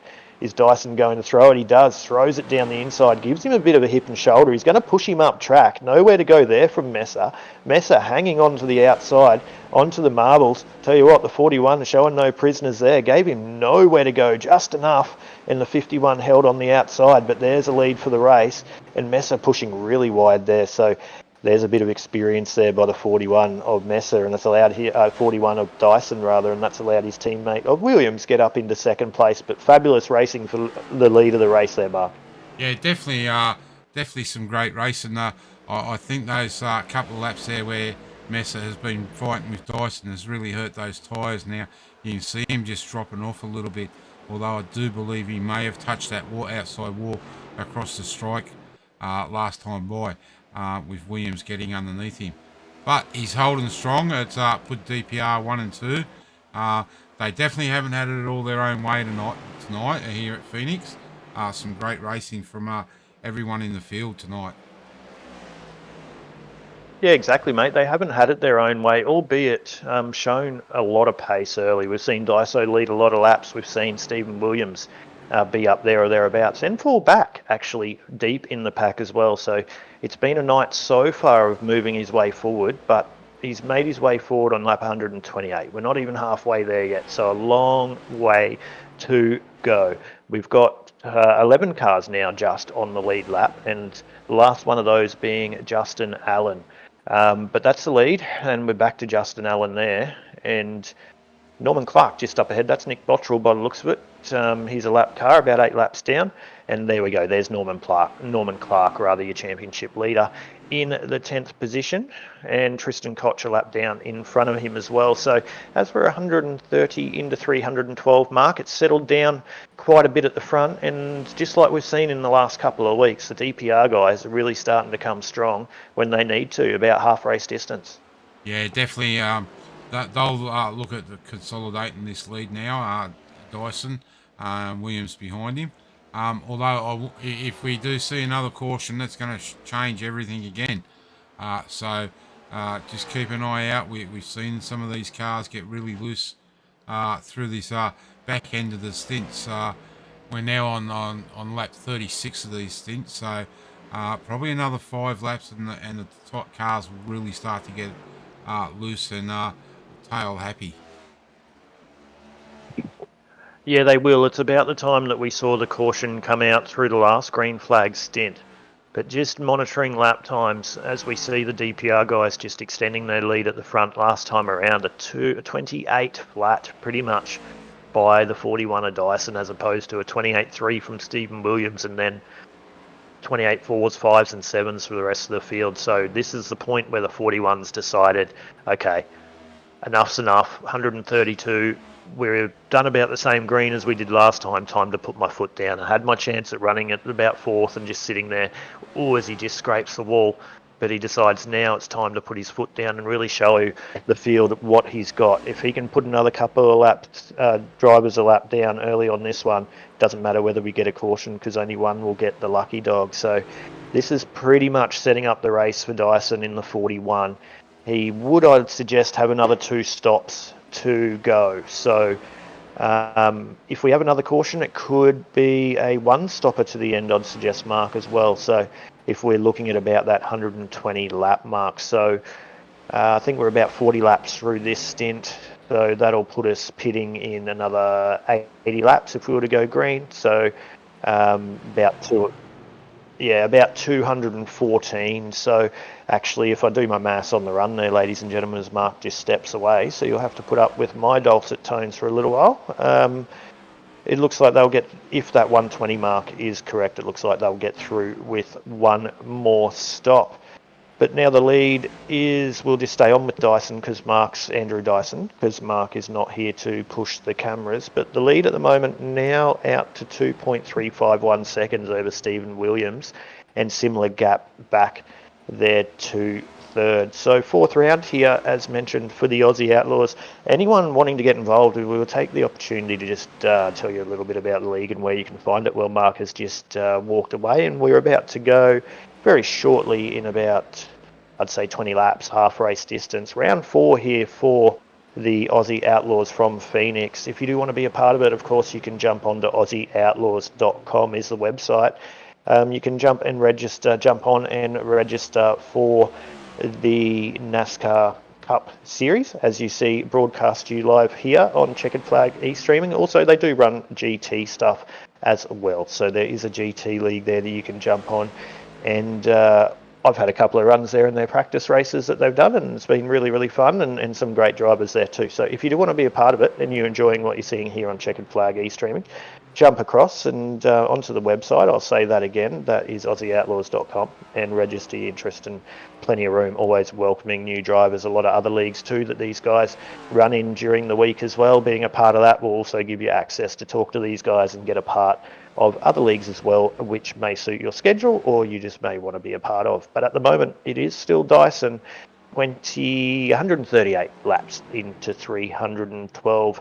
We'll go quiet for a little bit here on Checkered Flag e-streaming. Just enjoy the 41 of DPR. Andrew Dyson leading the way here at Phoenix for round number 4 of the Aussie Outlaws. 138 into 312 here on Checkered Flag e-streaming.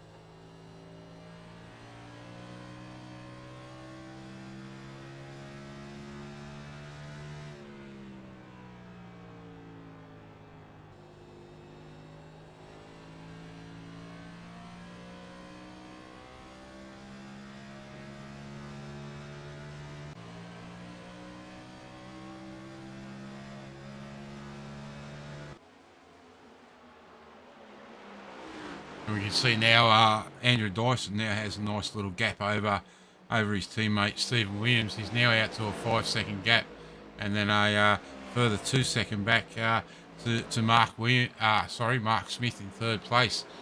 Nigel Patton is still battling there for 4th and 5th with Nigel and with Wayne Van Billion. So that's where the real battle is at the moment for the top 5. Unfortunately, we now only have 9 cars on the lead lap. This is a fairly tough place to race. As we've seen, those cautions that come out, the cars just get a real taily and decide to want to turn right around this track.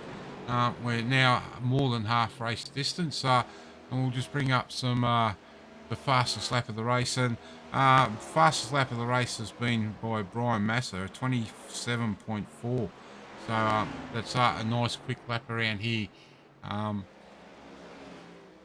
Race information: four cautions for 13 laps. 169 laps to go. 9 lead changes with 5 different leaders. So not a bad race here tonight.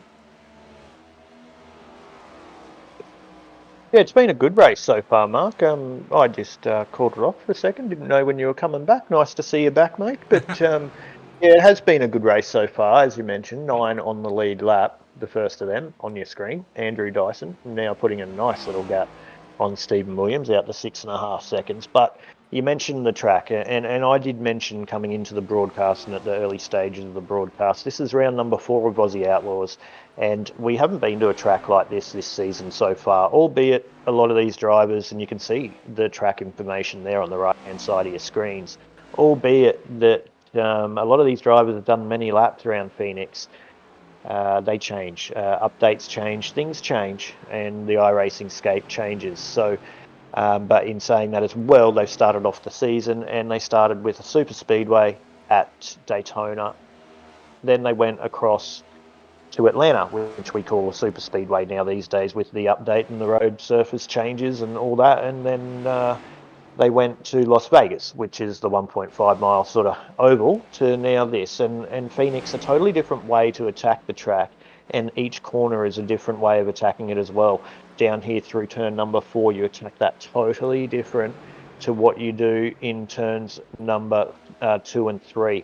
So they make their way through the dogleg now, and you'll see a totally different line. So the drivers faced with a lot of a different challenge here tonight, and that's probably why we're seeing a lot of discrepancy there with drivers lap down, etc., being open setup and longevity. But the cautions early too didn't help a couple of drivers. But halfway through the race, long way to go. 9 on the lead lap now. Anything can happen, as we've seen this so far tonight, halfway through the race. Yeah, definitely, and we're still being lucky. We've only sorry, lost the one car, Maxi Marshall. Unfortunate for Jarrett Williams, who's been parked in pit lane for a long time. He's now 67 laps down. So unfortunate for him. I don't know whether we'll see him back out on track. Nick Bottrell and Philip Butler, 11 laps down. So they're hanging tough. They're out there to get points. So it's good to see those guys still hanging out there. And Aidan, you never like this when two teammates are racing against each other. That's all right, mate. We encourage it here, mate. It's all right. I'd be doing the same thing. They're out there battling for the same piece of real estate, mate, so they're good. No paint off the paintwork yet, I can't see, so they're all right. They're still good for next week. But Brett Campbell in the 015, couple of laps down, 4 laps down, rather, on a different strat there as he nearly hits the outside wall. So the Quantum boys, you did mention my team, but from a race perspective, forget that.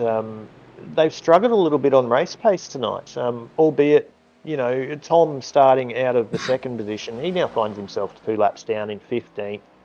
Adam Ariel, there or thereabouts all night, just outside the 10 and 11th. Luke Georgeson caught up in an incident in 9th position, and Phil Butler, as you mentioned earlier, 8 laps down, caught up in an incident as well with, I can't remember who it was, but caught up. So the Quantum guys with a real tough night, as opposed to the man you see on his screen, Wayne Van Billion, in 4th position, been there or thereabouts all night. Doesn't seem like he's got anything to go with the likes of Mark Smith and Stephen Williams in 3rd and 2nd, respectively, on the track. That's Mark Smith there on your screens, and he's got a lapped car in between himself and Stephen Williams. You can't see Stephen Williams on the screen because he's 4.5 seconds up the road. So big gaps between 1, 2, and 3.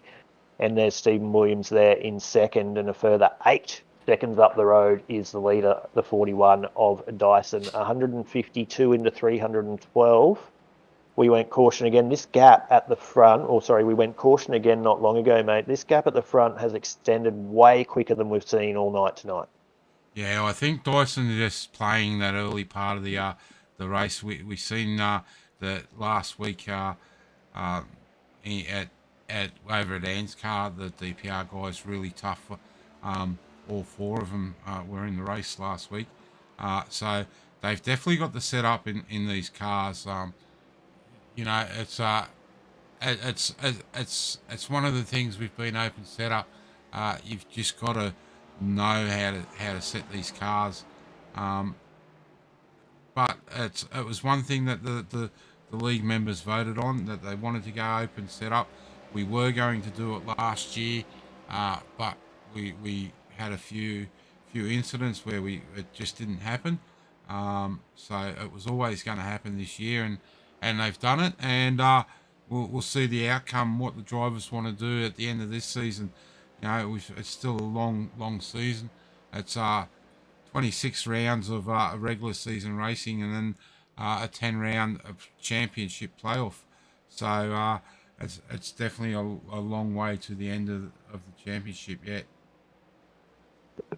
Yeah, it definitely is, and you did mention other leagues there. We do see a lot of these drivers participate in different leagues where it gives them a lot of legs and a lot of laps under their belts. You did mention the open setup, and we said that as well.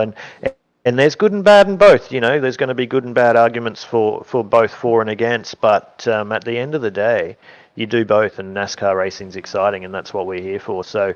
But the good thing about these leagues too, and if you are interested in getting involved, and Mark, well, you were gone earlier, I did mention where everyone can go to be a part of the league if they'd like to, or get some extra information on the Aussie Outlaws, and that is the website aussieoutlaws.com. But the good thing about it as well is, people get to manage their own car. They get to do all different things than they're not used to in the fixed setup racing. But from a league perspective, if you don't have access to a setup, the leagues, and especially this one, they provide a good open baseline setup that you can get, which is not necessarily an iRacing one that everyone can get. It's something that you could be competitive around these guys, so that's another benefit as well. So you're not pretty much left alone without something that's going to be not as quick in an open setup environment. Yeah, look, we decided that at the start of the year that we'd supply it's a pretty reasonable. It's not the best. It's not the worst. It's a mid-pack setup, and the guys can go play with it. Matty Ray is also available to help with setup, and he's a mechanic in real life. So he's there around through the week to talk to guys, to give them some advice on different things. So we do try and help our drivers, but a lot of guys do spend a lot of time on their setups. So it's just as you said, Aiden, it's just one of those things. Nigel Patton in pit lane.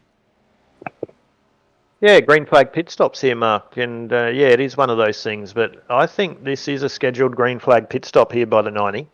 So coming in out of sixth position down pit lane, he's the first to blink. So Will Dyson, William Smith, Van Bion, and Lefbar follow suit. We're about to find out. But the 90's in pit lane. In behind him looks like one of the cars that it's been out of the race for a very, very long time, and 70, 80 laps down. That's Jared Williams in the 96. So out he comes, Nigel Payton, and that's going to put him down just on the edge of the top 10, I'd suggest, being a lap down in front of or behind Norman Clark. So he's got a bit of warm wounds there on the outside of his right-hand rear quarter there, Mark. So he's made contact with the outside wall at some point, and back on with Dyson as he makes his way down into turn number 4. And this time across, he will go lap 155. He'll start 155 of 312 here at Phoenix. Yeah, but he's definitely been able to drive away over his teammate. That's now out to 12 seconds. So we do say in the past that it's tough racing. It's not the worst we've seen. Even in real life, we've seen only one car left on the lead lap back in the late 60s, and it's also happened in the early 80s. Just the one car on the lead lap. So it may end up that way here tonight, but we just have to wait and see. But in saying that too, if we do get a caution, a lot of things will change. Yeah, it most definitely will. Cautions breed cautions too, as they say in the motorsport world. So you can call it, if we're lucky enough, or as Dyson wouldn't like at the moment, unlucky enough to get another caution, which is definitely not off the cards. The guys seem to have settled down a little bit though, so I think our chances were a little bit higher early on, Mark, but still halfway through the race the car changes, and we're going to see the track get a lot cooler, I'd suggest, with the way it was tending earlier with the weather. So still a lot to play out, just going or just about to go halfway race distance in 2 laps. So what we've seen, we've got all that to see again, mate. But at the moment, the 41 of Andrew Dyson and his teammate of Stephen Williams is 1 and 2. Dyson an 8.9, call it 9-second gap now over his teammate Stephen Williams, and Mark Smith a further 5 seconds behind that in third place. In the 07, he's holding third place, and there you go. Stephen Williams has transitioned. He's made his green flag pit stop out of second in the race, and he's going to make his way down pit lane. So he enters nice and cleanly. So the second one to blink there out of the lead of the race. We'll see where he comes out in relation to the 90 and Nigel Payton.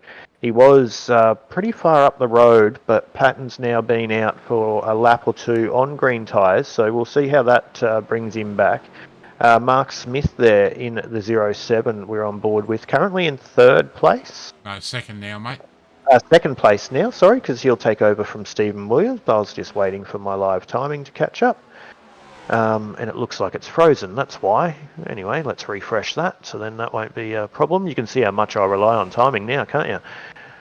Dyson over Smith and Wayne Van Biljon there in third place. Dyson still yet to pit at the front though, mate, so he's jumping out or extending out this period of the race, 168 into 312. We've already seen Williams and Nigel Payton dive in and go through pit lane, so they'll still have to pit one more time to make it to the end. And I would suggest, excuse me, I would suggest the magic number would be around 182, would possibly 182, 183, and you could possibly get to the end, maybe 93. I don't know, around about that mark. I'm not sure that Dyson will be able to get there on the fuel on this stint, or let alone the pace, but a lot to play out. We've seen Williams and Payton in pit lane, as I said. We've still got Lethborough to go through pit lane. Ben Biljon in third place as well. Williams back up to 6. Luke Georgeson now up into 5th spot, showing 1 lap down as well. So might be a little bit of strategy there to play out for the 274 of Luke to see whether he can figure well inside the top 10 as the race progresses. But it's still Dyson at the front, extending that gap over Mark Smith in second place last time around, putting another 0.6 of a second on your second place getter. So Mark Andrew Dyson leading the way at the moment. Clean set of heels at the front of this one. Is anyone going to be able to touch him, or is it going to fall into the hands of the gods and a caution late to maybe raise a little bit of havoc here for the 41? Yeah, look, it's a hard one. Dyson needs to make it to 192, lap 192, to make it home on just that one more stop. So keep an eye out for him to dive down. If he doesn't make it to 192, it's definitely going to be another 2 stops. Yeah, right. So keep an eye on that. 20 laps until that window is upon the 41 of Dyson. So we'll see whether he's got enough to get to that. Also the lap time pace. So we'll just keep an eye, because if you have a look at it, last time around, Dyson in the lead of the race, 28.4. The ones that have come through pit lane last time around, Stephen Williams in 6th place on the racetrack, currently 27.559, so nearly a full second quicker. And Nigel Payton, who we've seen come through pit lane as well, currently sitting 7th on the racetrack at 27.765. So both of those guys, albeit a lap or two down just on the strategy, are lapping a second quicker than your leader on screen, the 41 of Andrew Dyson. But they're going to have to pit again as well. There's Van Biljon, I believe, in the number 3. So he's now exiting or entering pit lane, and he's going to come in and get his green flag pit stop done out of third place in the race. And we'll see where he pulls out in the in front of Stephen Williams and Nigel Payton. I believe he'll be behind a little bit, but on board now again with Mark Smith. So he's in second place in the race. Him and Dyson still yet to come down pit lane. But interesting now, mate, a couple of people deciding to blink. They haven't got to that 195 mark or 192 mark or around about there. So people biting the bullet and wanting to use race pace here in this one, and possibly wait for a late yellow, or utilise the pace and go for it to the end. Yeah, now we were just talking about setups before that we provide. Currently, Mark Smith is running that setup. that we've provided for the drivers this week. So he's currently sitting in second. So it goes to show that that those setups that we do supply for our drivers ain't no slouch. 100%. We've seen the 0-7 up the pointy end all night, fighting for the lead. He was a part of some of those big scraps early where we were 2 or 3 wide for the first 6 or 7 of the race. So definitely a quick setup underneath the 0-7. Not quite enough to go with the 41 at the moment. As you see the 41, that's him actually in the background. So Andrew Dyson coming up to actually lap second place on the racetrack, albeit it's on aggregate with green flag pit stops already being done by the challengers behind. But there we go. We did mention one race that you remember at Phoenix, one car on the lead lap at the end of it. Well, we're already 178 into 312. And if Mark Smith stays out, we're possibly going to see Andrew Dyson a full 1 lap ahead of the rest of the field with still over 100 laps to go, Mark. Yeah, definitely a masterclass on driving these cars with Dyson. We can see his pace really dropped off. Well, no, actually, it hasn't dropped off. It's only down to a one. These last lap was a 28.3, and everyone else basically is almost in the 29s now. It's not until you get back to the guys that have taken fresh rubber that are down in the 128. So they do have a little bit of speed difference over these guys. And we can see there in the background Nigel Payton now closing in on the race leader. So he'll be looking at getting his one of his laps back. Yeah, exactly right, Mark. And the difference here with the caliber of driver that Andrew Dyson is you reference those lap times last time around again. And look, he's about to go across the start-finish line, so we'll give you a real number as it happens. And that time around, making a move on the inside, 28.493, as opposed to the guys behind that have done 27.4s. It's a second difference. Yes, they're quicker, but we saw as the phase went on with the other drivers, they were into the 28 mid to high and possibly even touching on those 29s like you said. So the ability of the 41 to Dyson, albeit lose a second and go to the 28.4s as opposed to his best at 27.4, even navigating traffic and making his way through, he's consistent and his lap time drop is less, and that's what allows him to extend these periods over these gaps over a long period of time. So not 100% all the time is it all about the fastest lap every lap. It's about minimising the difference between your fastest and your slowest over a long stint. So a lot of that to play out, but a lot of these guys too, only half an hour of practice coming into this race as well. So you can practice as much as you want outside of it, but only half an hour in server before they go green flag racing. So some of these drivers possibly could be learning on the run as well, but the 41 of Andrew Dyson, as he always does, has all his craft together tonight and still out there 183 into 312, 1 lap in front of the field. Mark Smith still hasn't pitted. I believe he has now, sorry. No, that's him still in the background. So Mark Smith still has not pit, and he's the first lap down. Scott Lethborough now up into third, Mark, as we just roll through the field. Scott, I believe, has been through pit lane, possibly. No, he hasn't. No. Himself and Luke Georgeson have not been through pit lane. There's Luke Georgeson on the screen there from Quantum Motorsports. That's Wayne Van Bee on there in the number 3, back to 9th place as well. So Wayne was fighting for a possible podium position early in this one, Mark, and he's legitimately in position there in 9th in front of Carl Needler, who, so Luke Georgeson there is not for that position, I believe. No, Luke Georgeson's in 4th, he still hasn't pitted. So Van Buren's just making his way up after pitting. So I've finally caught up with the way the race is going, Mark. My apologies. What I do know is Dyson and Smith still not to pit, and lap 185, so we're getting closer and closer to that one stop to the end window.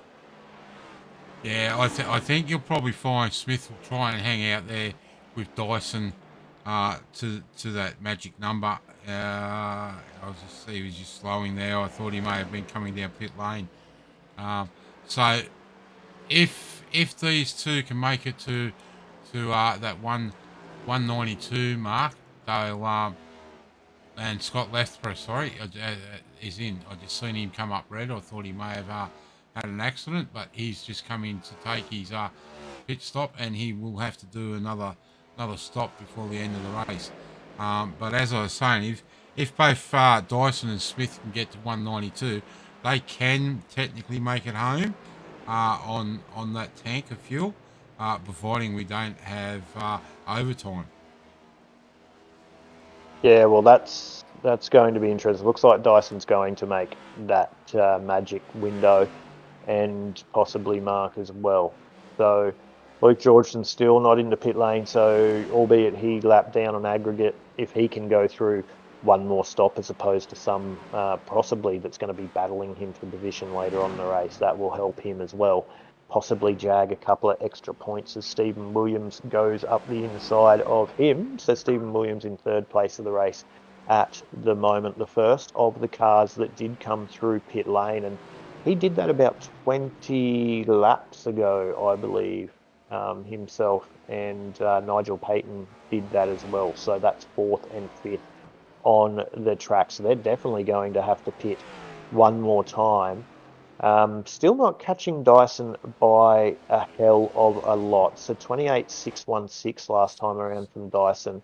Mark Smith now blinks, and he's in pit lane, Mark, out of second in the race. Yeah, and so he'll probably have to pit again. Dyson also in pit lane. Right, so they couldn't hit the number, or is that the new number? We're about to find out. Dyson very late there into pit lane. Mark Smith's already made his way out, so he's done his transition and good to go. The leader, the last one to do it here. How far is he going to have on Stephen Williams is going to be the interesting part. It looks like that gap is dropping really quick. We might actually see Stephen Williams temporarily take the lead of this race. Not quite. He's just come out. That's what the difference in new tyres are. But Williams now 20-25 lap older tyres. He'll struggle to hold onto the back of the 41 of Dyson. So now Dyson will slowly make his way forward. So there you go, status quo at the front. But that's the difference with tyres. So now they know that. And I'm going to put this down as a strategy for you, Mark. So we know that Williams and Patton need to pit again. Let's just say that Dyson and Mark Smith are on that magic number to be able to get to the end. Do you reckon they're not going to have the pace to get to Dyson or Mark Smith on the strategy if they have to pit again? But what if Dyson and Smith are 1 or 2 laps short and they've got to do a splash and dash? Yeah, it's the way that we saw them come out of pit lane then, it could be a very interesting race. Well, Dyson got 95 laps out of that tank. Smith got 94. So if you add that to... None of them are getting to the end. Nope, none of them will get to the end. Everyone has to come back down pit lane at least one more time. Right, well, this is pretty much Dyson's to lose at the moment, in front of Stephen Williams, albeit only about 2 seconds in front of his teammate there in the green car behind the 41. But that will get larger and larger and larger as this stint goes on. We did see it out as far as 8, 9, 10 seconds before Stephen Williams pit 25 laps earlier to his teammate. Now back to 2 seconds. We'll see whether that goes out much further along this stint. A further 12 seconds behind is Nigel Payton in third place. So Mark, he, after showing a lot of pace early, still up in third place in a really, really solid position in front of Brian Messer, behind him in fourth, which is a further 6 seconds down the road. There he is there. But Nigel Payton, great job, but really started to fall off his long run pace, which we saw earlier when the track was hotter. He had really, really good mid to long run pace anyway, albeit we're not seeing 90 lap green flag stints, but he had very, very good pace and seems to be just struggling a little bit to keep it at the front. So doing a good job in third place, but definitely dropped off his pace as the race has gone on. Yeah, definitely. And I've just got the weather up there. We can see the track temps dropped 6 degrees since the start of the race. So this will play into the hands of Dyson and Williams, and that or especially Dyson, now only 5 laps on this set of tyres. And he's now been able to gap Williams again by 3 seconds. Oh, we're going to go caution. We're going to go caution. Tom Williams around in the background. Will be caution.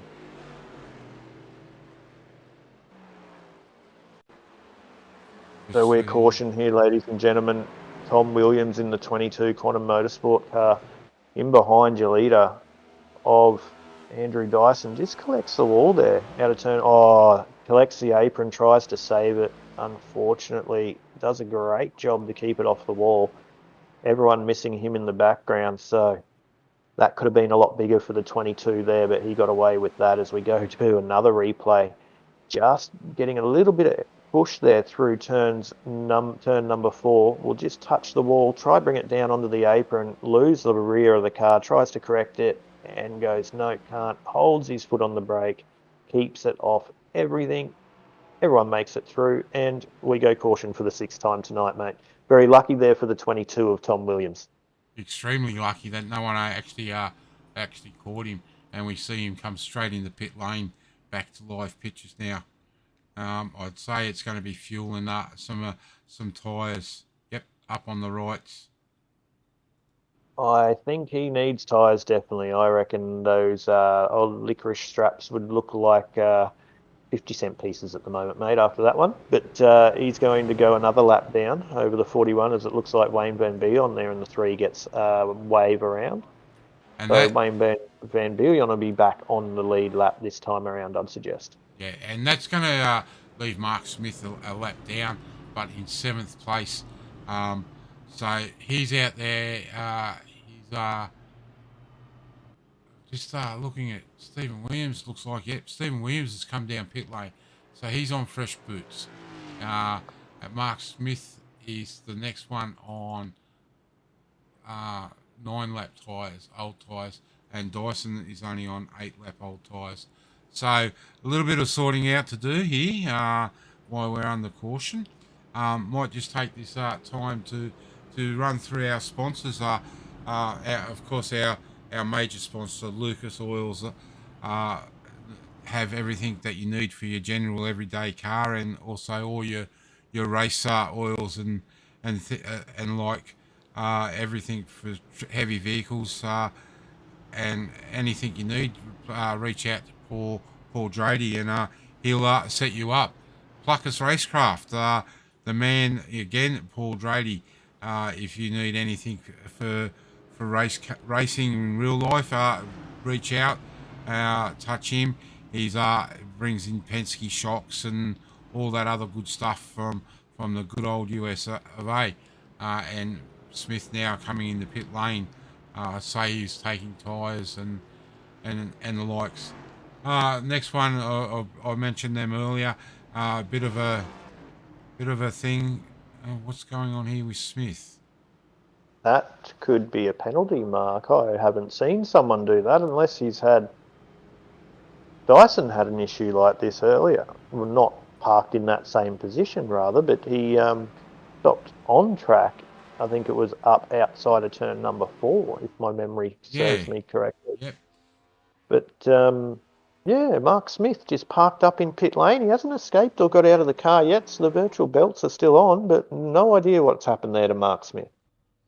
And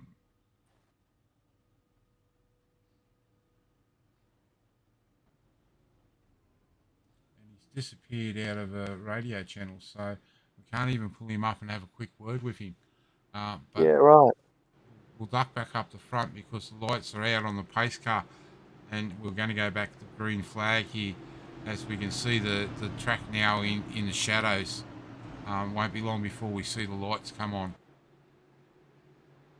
Yeah, definitely going into darkness here at Phoenix. But we're here. We're about to go green once again. 8th time tonight, I believe. We're going green again after another caution. Andrew Dyson still at the front over Stephen Williams, Brian Messer, Nigel Payton, your top 4. All of them been through pit lane with some new boots. One more stop to the end, 200 or 312, and we're green again. DPR 1 and 2, but Nigel Payton, a good run on the inside line. Looking up the inside, not quite enough to poke the nose up the inside of Stephen Williams. So DPR 1 and 2 off the front, Pinnacle in 3 in the number 90. Brian Messer having a look up the inside. He's going to push it a little bit wide on exit there out of turn number 3. Luke Yeager not quite close enough to do anything about it in the background. But I'm excited here to watch the 90. Was he just playing it a little bit safe in that previous run? I don't think so. Did he hit the outside wall? I don't know. We'll see whether Peyton has the run here. Has he made a little bit of a change through that pit stop to allow the car to run better as the sun goes down? Because we did mention, just as we were about to go green, Mark, you said, the sun's about to go down, so the track temp's going to drop again, and the racetrack's going to change even more so over the next 110 laps. Already 202 here into round 4, but it's Dyson and Williams off into the front. We're not seeing Dyson skip off as quick as we did in the last couple of restarts, Mark. No, definitely not. I think he may be looking at trying to extend this fuel run. We know that there's 109 laps to go now, so definitely got to try and save that fuel, because we've seen Dyson only get 95 laps out of that last tank. I'll just shout out to Paul Drady. He's in the chat. I don't know if you're talking to Mr. Smith. If you can find out, try to find out what happened to him for us, Paul, and let us know. Yeah, unfortunate there for Smithy. So now 2 laps down after being up in second place before those green flag pit stops, and then essentially, albeit a lap down just on the way that the green flag stops happened, and he got caught a lap down, was still on for a solid result, possibly a podium. So yeah, if we could find out, Paul, what happened, if you do have access to that, that would be really good. But it is still Dyson leading the way, but Van Buyon there having a look down the inside in the background back to the lead. But Van Buyon looks like he got the job done on Luke Yeager, so he's coming up through the field. He's got Messer, there he is there. Oh no, sorry, I've got the wrong person. I was talking about Luke Yeager. So, but Van Buyon, he's back in 6th place. He's about 3 seconds off the lead group at the moment. He's got the 2 Quantum cars who are, well, he's fighting with the 274 of Georgeson, who is, I believe, not part of this battle. Yeah, he's just in front, but he is a lap down on Van Buyon in the 3. So past the Quantum cars, there is the battle in front of him for 5th, 4th, 3rd. So pretty lonely race here for Wayne in regards to position on track, but definitely not lonely in relation to cars, Mark. Yeah, definitely not. Back up front, we see Dyson still out the front. Just mention one of your teammates there, Aiden, Philip Butler, in the walls early on, but still out there battling around. He's currently 13 laps down, but in 18th place. So he's going to have to walk away fairly happy with the incidents that he has had tonight. Yeah, look, I think I can speak on behalf of Phil and say no, he wouldn't be happy, mate. He came into Phoenix. He wasn't really happy this afternoon with it. Phil's relatively new to NASCAR. I rate him very highly, very, very good, just learning the way. And to be honest, this season in Aussie Outlaws hasn't started the way he liked, whether it be, super speedway, getting caught up in another incident, which can happen to anybody, or obviously we didn't have the setups dialed in when we went to Atlanta, and Las Vegas last week was just the one, which usually, from my opinion and or my perspective with setups and stuff, I'd like to think I would be able to go all right with the boys there, but we just really struggled for pace. So coming into Phoenix, he wasn't really happy with it. So he's his own harsh critic. So he's not going to be happy with it at all, and he'll be hating every single moment of it, and looking forward to round 5. But these 2 boys at the moment, in the 44 and the 51, they're loving every moment of it, and this is the battle for 4th and 5th, and that being Luke Yeager getting the move done on Brian Messer. So Luke getting some pace underneath that 44 as this race comes into the twilight, 211 into 312. So with 100 to go, the 44 starts to go, and he makes his way up into 4th position, Mark. Yeah, definitely. So we've got Dyson Williams and Nigel Payton, all in Chev-powered cars, in 1, 2, and 3. Then Luke Jordan Luke Jager in a Toyota in fourth place, and then our only American in the field in fifth place in a Mustang. We can see Carl Needler down the inside. He is actually currently 2 laps down, so he's not in this battle. If he touches the wall. If I was Brian, I'd just let him run and say, see you later, mate. You go as hard as you can, and I'll just keep rolling around here for a good points haul. Yeah, exactly right. Carl's got nothing to lose at this stage. If he's got the car pace, make his way through. There's no risk of fighting leaders at the moment with Brian being off the back of the group. So Carl will just be trying to make as many positions forward and hopefully, a couple of cautions. You never know what happens in these races with under 100 to go. So albeit only 6 cars on the lead lap, you and I both know, and the viewers, if you're watching, it might look like that at the moment, but it can drastically change very, very quickly. And we've seen 7 or 8 cautions tonight over 215 laps. So a couple of late cautions here, and it could be anyone's. But the 41 again, slowly making a gap at the front. There we go, race info up on your right-hand side. So, 5 cautions we've had tonight. So I don't know where I went to school, but I can't count. But we've had several cautions. 17 laps that's consisted of. Now under 100 laps to go, 97 across the strike for the 41 of Andrew Dyson. Keep in mind, we've got to go through pit lane one more time if we remain green flag conditions. If we pit from now, I'd suggest you would see a possible pit stop to get to the end. But we're under the 100 laps to go, 9 lead changes and 5 leaders mark. Yeah, not bad. Bad race stats there. We have seen a lot more cautions around here at Phoenix in the past, and excuse me, in the past. So pretty good race tonight, and we can see that sun starting to get a little lower in the sky. We might just jump on board Dyson, so you can get to actually see the glare and everything from the sun through this lap.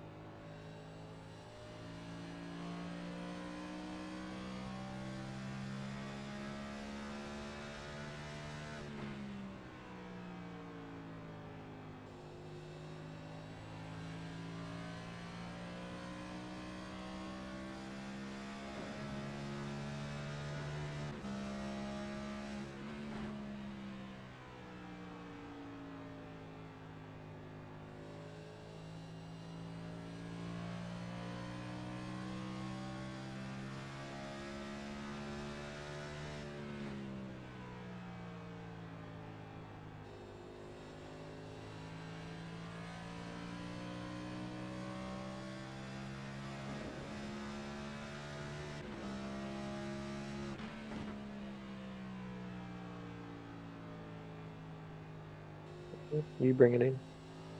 Okay, Carl's Aiden. We can see there that really this track isn't you don't get much of a straight steering wheel. It's basically turning left 3/4 of the track, and we can see here with Dyson as we ride on board with him.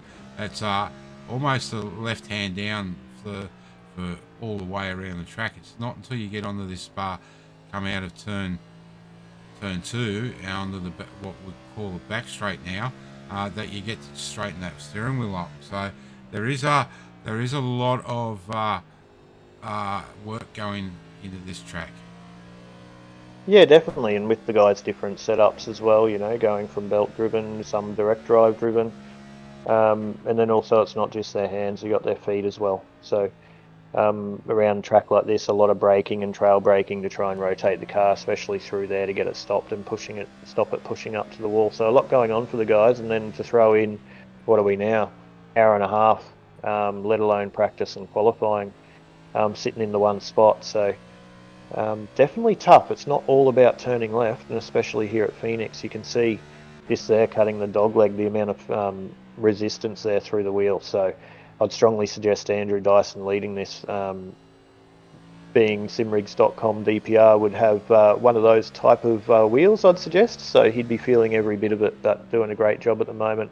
But he's not running away with it. His teammate Stephen Williams is keeping that gap back at about, it's just dropped out a little bit now, but around about that 7 or 8 tenths of a second. It was just 6 tenths of a second, but he gained or eked out another tenth in the time that I was saying it. And they'd put a second on Nigel Payton. So I was keeping one eye on Nigel, thinking if he could go with them. He had good long run pace earlier, but he's now dropped off a second off the back of the lead, and a further 5 seconds back to Luke Jager in 4th position. So at the moment, with 225 or 312, it's really DPRs to lose. Yeah, definitely is. We're just right here now on board with Williams, the 98 car, the green flavoured car of DPR. And just talking about SimGeek, anyone out there that's watching that's looking for some new sim equipment, make sure you hit up Everything Simulated, another major sponsor of ours, and also the naming rights sponsor for the GT3 cars that we run on a Wednesday night. So make sure you check his Facebook page out, and if you need anything, hit him up and he can get it. And we see inside there someone spinning. I'm not quite sure who it was. It was one of the Valve cars, and we are under caution. Looks like it may have been Nick Bottrell. Oh, Oh, that's a big hit. That's the second time he's been in the wall very, very hard. Was he coming out of pit lane, or that's just what happened when he had his incident? Let's watch that. There's the entry to pit lane coming up here. just He's just did what Tom Williams did, but Tom was lucky enough to keep it off the wall. But so that's so he's got going again. And you can see by that front shot, that right front tyre wheel is not where it's supposed to be. It's moving around, and I say he's come around and he's looped it again and slid himself. Oh, Nigel Payton, really lucky not to collect him then. Might even jump on, just go back a little bit. tell you what, the stewards wouldn't have looked good at that if there was contact there. No, definitely not. But anyway, that's don't know if you're going back to that as well, but he's going to be through pit lane. Leaders are in the pit lane as well, so now they're good to go to the end. They're all going to fill up, get some new tyres. They'll have a couple more across the other side of the virtual fence, as you say, as there's going to be about 80 laps to go when we go green. So it's going to be on. Good pit stop there for Nigel Payton, the first one of tonight under yellow, where he's actually gone forward on positions as opposed to the other way. So up into second, and he's going to spoil the DPR party, and Steve Williams in third, and Luke Jager fourth, Brian Messer fifth. So the only change at the front is Nigel Payton making a couple of positions, and it looks like there's a couple of people in front trying to stay out to get a lap back, as well as you see Quantum guys go down pit lane. But it's definitely going to be a good race to the end, mate. 80 to go. I'd strongly suggest, and I wouldn't not want to be a betting man and bet against not having another caution. No, definitely not. I think once we get to about 290, we'll see the clubs come off and some real battles happen. Well, I think it's going to be a race of two stories here. It's going to go one way or the other. We're going to get a couple of cautions breed cautions, and then we're going to go to the end, or we're going to see a green flag run to the end, and it's pretty much going to be Andrew Dyson's to lose now. if he can get a good start here, if their lap car's in the way, they should get the wave around, so we should see Dyson start off the front row. If he can get a good start, he'll possibly pull away from Nigel, and if he can just, Nigel backs up Stephen a little bit and allows Dyson to get that little bit of a gap. He'll very, very, very hard to catch, but we'll see. Does Nigel have anything for him as well? Let's not write off the 90. He hasn't been quick since the track temps dropped and the sun started to come down. So again, has he made any adjustments? We're about to find out. But only 7 cars now on the lead lap, and Luke Georgeson the first, a lap down in 8th, Mark. So what are your thoughts coming into the back end of this one? Look, you're 100% right. It's DPR's race to lose, especially Dyson. Williams seemed to have a little bit of pace there in that last stint. So, and as you said, Aiden, the track temperature's now dropped 8 degrees. It's now down to 28 degrees. Air temperatures remain the same, and the winds are stayed the same. But we're going back racing this time, boy. Yeah, we are, and Dyson will be taking them to the green flag once again, a very familiar sight there here tonight. But Nigel Payton off second. That inside row's had the jump all night tonight, Mark, so don't be surprised if we see status quo there. Can Stephen Williams go with him as well on the inside and pay back what Nigel did to him just the last restart and take second place? Can Jaeger or Messer do something on the start? But we're green again. Nigel gets a good run on the outside, but Stephen Williams just that little bit better on the inside, and he's going to try take second place into turn number 1 and 2. It's saying 1 and 2. I thought that was 2 and 3, but anyway, he gets that job done, and now Peyton back to third. So DPR 1 and 2 move for 4th position now, and that's Luke Jaeger up the inside of Brian Messer, the American. So Brian being fought hard for 4th at the moment, he's going to concede that, and Luke up into 4th place. So Luke with a really, really good run tonight, mate, up the front of this one. Haven't seen him right up the front in the early couple of rounds, Mark. No, definitely not. Look, he is a driver that you can never count out. Good run by him. Brian's car seemed to just come back a little bit at the start of these stints, and towards the end we see him come on strong. That 51 car Ford Mustang. So I wouldn't count him out of this yet, and I definitely wouldn't count out going into overtime here tonight. Yeah, well, Brian, you mentioned, definitely let's not write him off. He does hold the fastest lap of the race. But these DPR cars look like they really have that long run pace. The 90 going with them this time around again, though. So we saw this a couple of stints ago earlier in the race. The 90 went with them and actually passed them on merit, I thought, at the time. Albeit they'll probably think different from the DPR stable, as we saw Dyson back then at that start of the race drop back as lowly as 5th or 6th until he consolidated in 4th and slowly made his way forward again.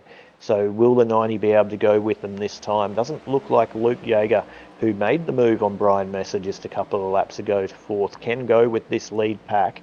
Dyson has the lead out to about that 6 or 7 tenth of a second mark, but this is where the race is at for second at the moment, 236 into 312.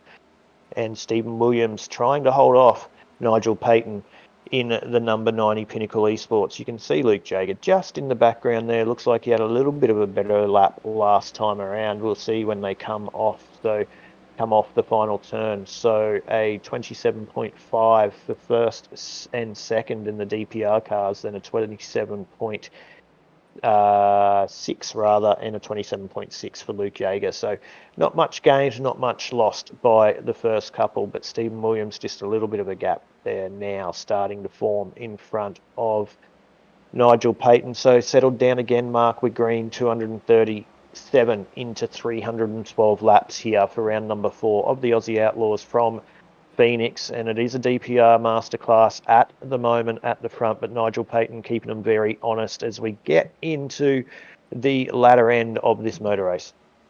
Yeah, definitely are. Just trying to get this start to work for us, and it's not going to show up the gap between first and second, but I can tell you it's now out to just over half a second between Dyson and Williams. Although you can see there that gap is slowly starting to close up again. Yeah, sort of ebbs and flows at the moment, Mark.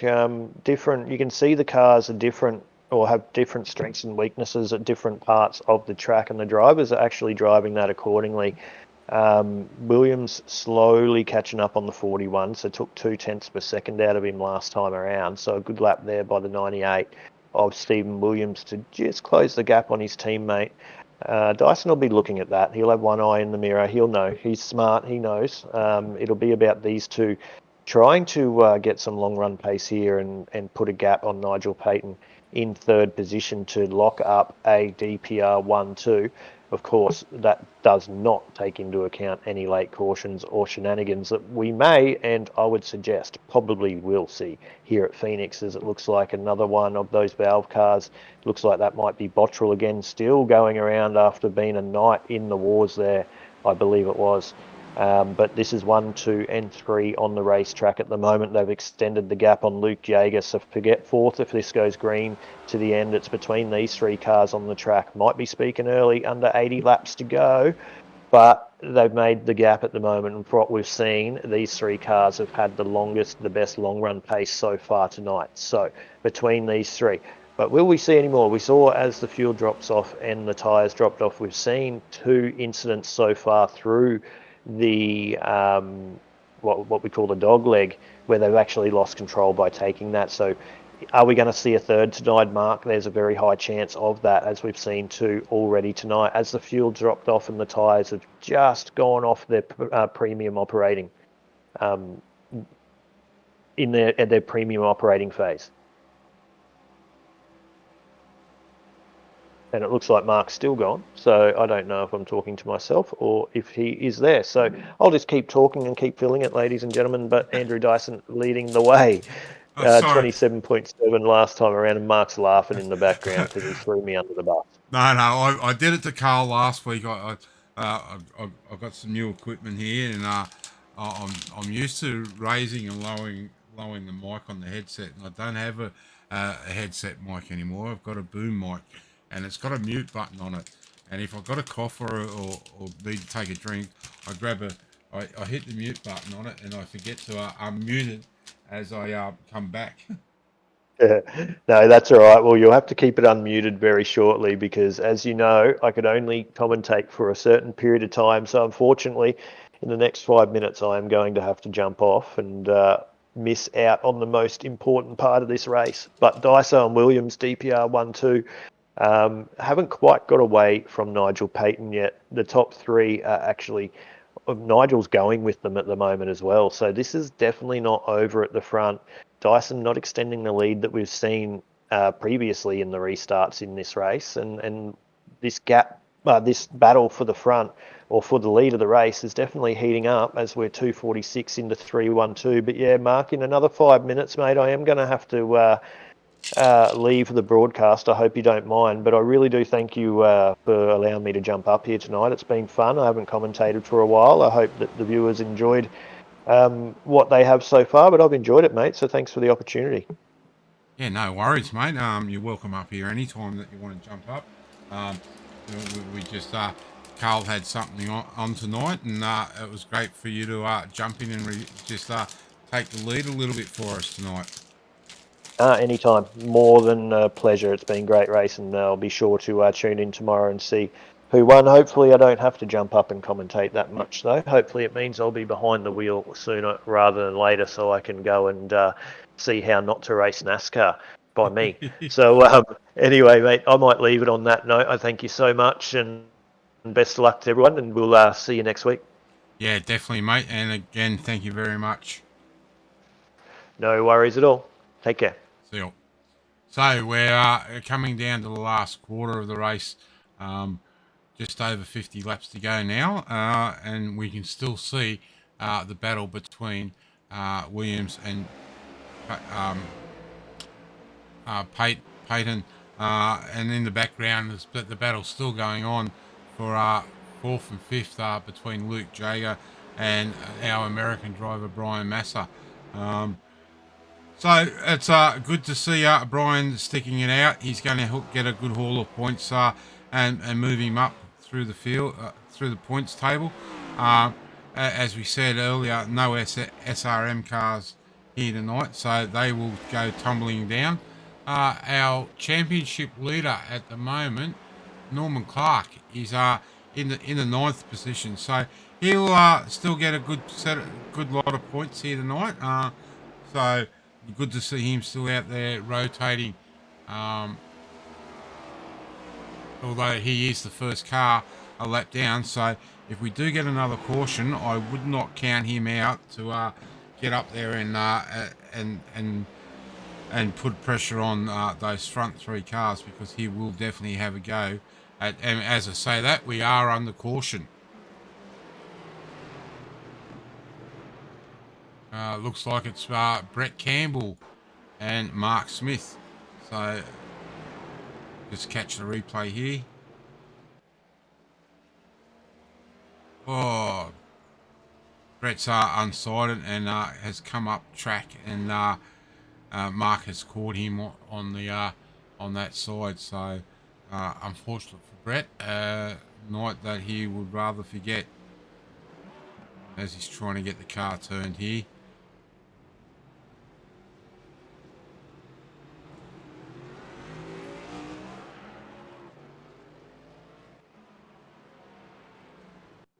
Back to live pictures now. Brett's got a little bit of damage done there. Now this will give Norman that lucky dog, so he'll need to stay out to get that lucky dog. Nigel Patton looks like he's in pit lane. Williams in the pit lane. Massa in pit lane. So these guys are all taking fresh rubber and a little bit of fuel.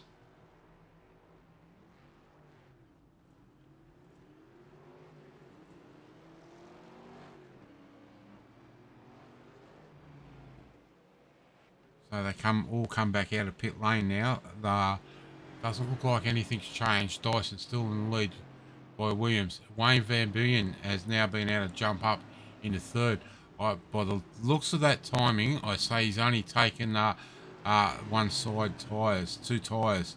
So great work there for him. Only 10 seconds in the box, so that's tells me it's definitely only been one side. 2 tyres taken for Van Buren.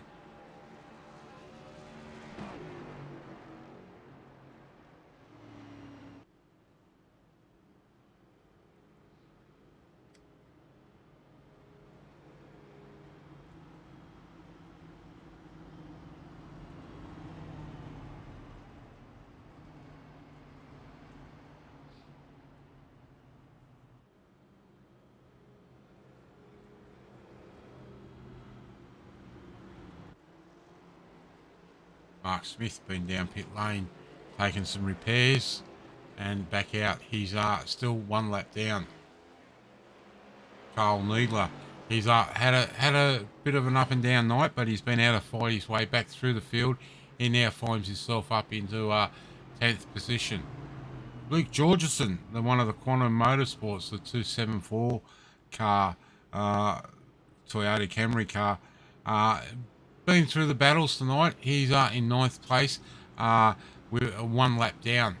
Norman Clark, as we mentioned earlier, he's been able to get in, get pit lane, get the lucky dog, get his pit stop done. He's got a fresh set of tyres under that car now, so well done to him. He'll start from the rear of the field and work his way through, but he is on the lead lap. Brian Massa has dropped down to 7th. Scott Lethborough has done well to get up into 6th. Nigel Patton's dropped down to 5th. 5th. Wayne Van Buren, as we said, back up to 3rd place. 4th place. Nigel Patton and Stevie Dubb and Andrew Dyson will retake the battle to the track. As we see them now, the pace cars in. That's a long way down this back straight into the middle of turns 3 and 4, where now the starting line is. So we'll look to see Dyson get another great jump as they come around to the start stone. A great jump there by Dyson away on that inside line. No one else has really been able to go with him. Van Bien now battling for second place on Williams, but Williams tries to cut down and squeeze. Van Bien stays tough there on the outside. Jager and Massa there trying to battle also. So this is going to be a great battle now to the end of the race. You'll see Dyson really get that great start and get a good jump. He's out to a 300th of a second gap over his teammate Stevie Williams. Van Bien now still trying to close in. The Ford Mustang of our Kiwi driver trying to get up there and battle Williams for second.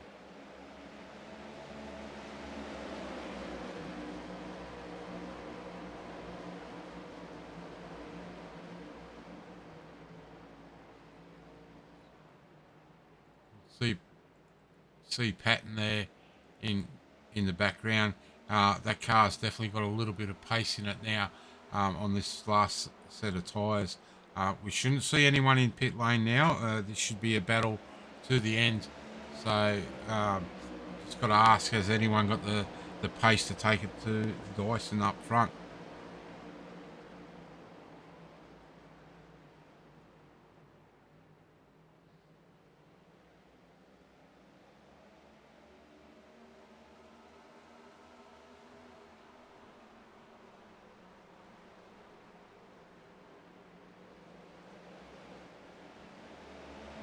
See Norman Clark now starting to work his way through the field.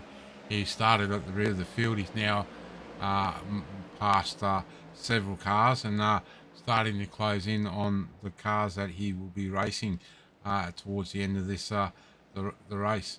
We now have 52 laps to go in this race.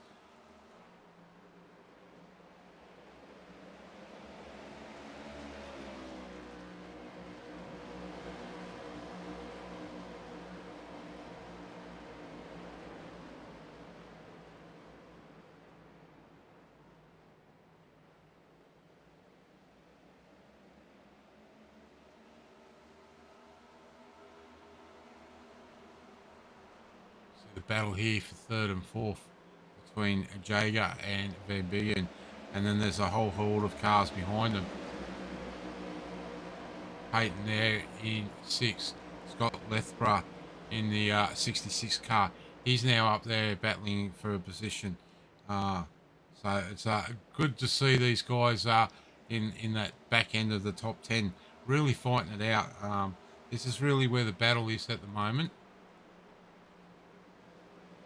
See Patton now making a move on Van Bien on the inside. Definitely got some pace back in that car. Don't know whether he's made a few slight changes, but I wouldn't be surprised if we do see him back up into the third position for the podium. The way his car's been able to go tonight.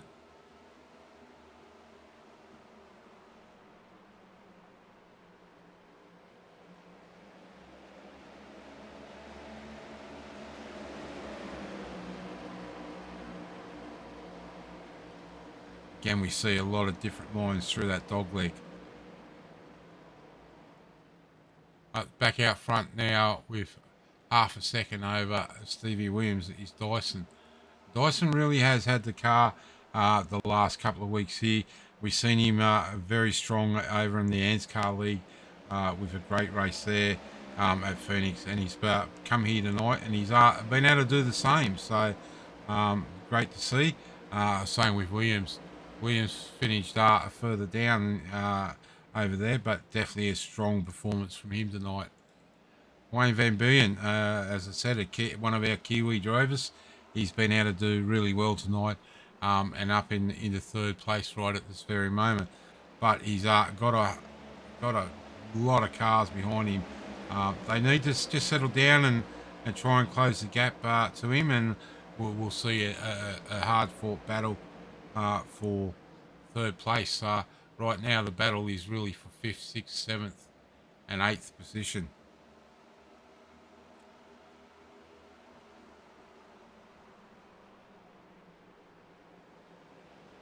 Massa now trying to put a move back around the outside of Payton. Needler down there on the low line.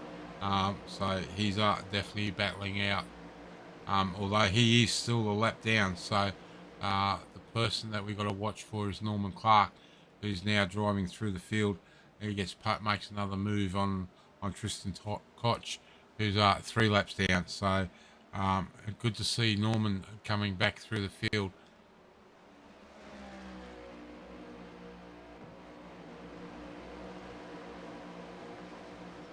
Front three have got a little bit of a gap. As I said, the battle is really here for 5th, 6th, and 7th.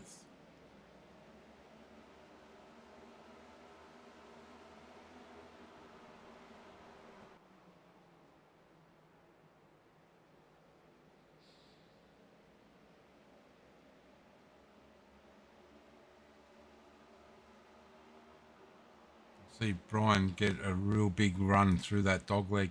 He is chosen to come down low across that dog leg, but still persisting with that low line. And we see him get loose in the background there. So that's dropped him back now. That's really dropped him back. That's dropped him back to about 10th position on track, but still running in 7th position overall. You see Mark Smith there. Don't know what happened to him before we see him stop in the pit lane entry, just inside the wall there. He's now currently sitting down in 11th position. So hard night for him. He's been able to work his way back up to just being a single lap down. This battle here between himself and Luke Georgeson is for position. So he'll want to get past him and get some more points in the championship run.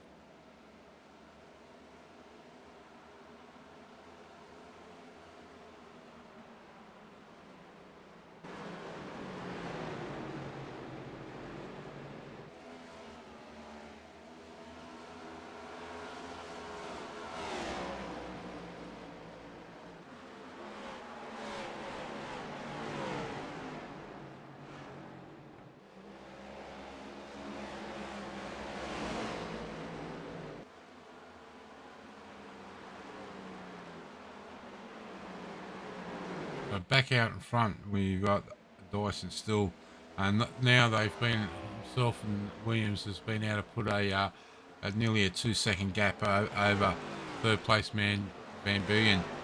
So those DPR cars really have the setup in them tonight. Just watching here, Mark Smith battling with Georges still, and as I said, this is full position, so it's a tough one. Marker sticking on that low line, and he's now been able to make that move happen. So he now gets up into 10th place, so back into the top 10. So he'll set off after Carl Needler there. That's only just up the road in front of him, and once he gets past Needler, Mark Smith will be in the lucky dog position. So he'd definitely be wanting to do that, because I'd say we will see another caution out here at some time in these last 40 odd laps.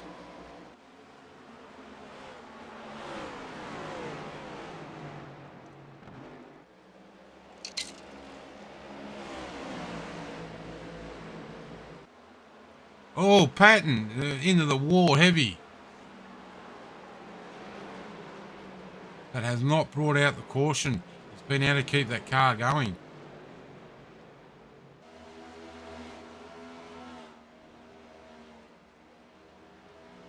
Go back and have a quick look at that. We just see him get loose.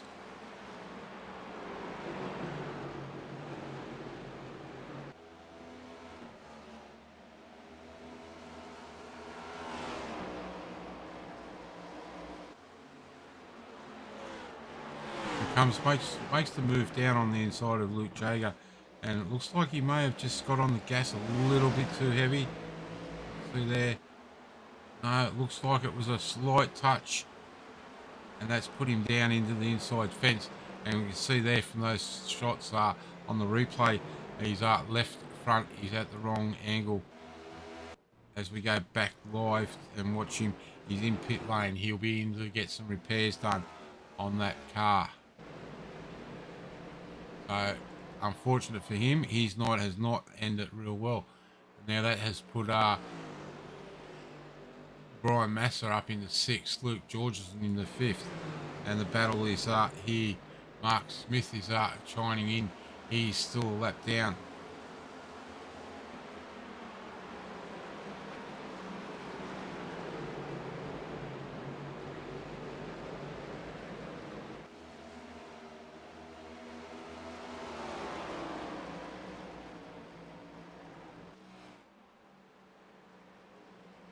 So those front three have now really split up. Andrew Dyson a 1.1 second gap over his teammate Stevie Williams, and then it's a big 4.5 second gap back to this man here on screen, number 3, Wayne Van Bien from the VSK team, from VSK Motorsport. So he's still got Scott Lethborough there, and for Valve Esports, the leading car of that team up in 4th position. Luke Jager there, still battling out with Brian Massa and Norman Clark, be not far behind. We can see this here. We're going to go 3 wide through the dogleg. Massa down through the dogleg on the inside, trying to get the run up, and he's going to be able to get that move done. So now Massa up into 5th.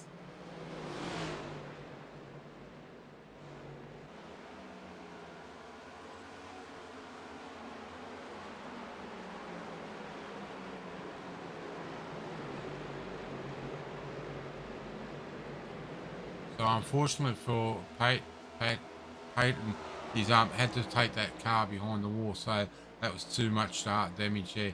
We've also lost Brett Campbell and Tom Williams now out of the race, so they've done well to hang out as long as they did.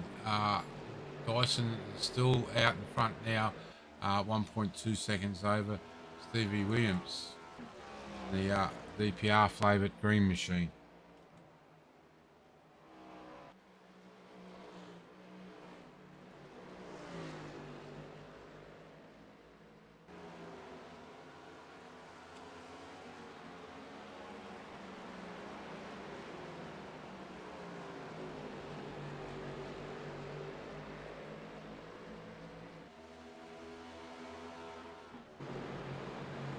So the battle now is between these two guys, the number 3 of Wayne Van Bien and the 66 of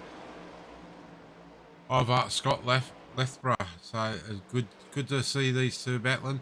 You can see Mark Smith. He's actually down in 9th, trying to unlap himself. I think he's going to run out of laps with just under 30 laps now to go in this race.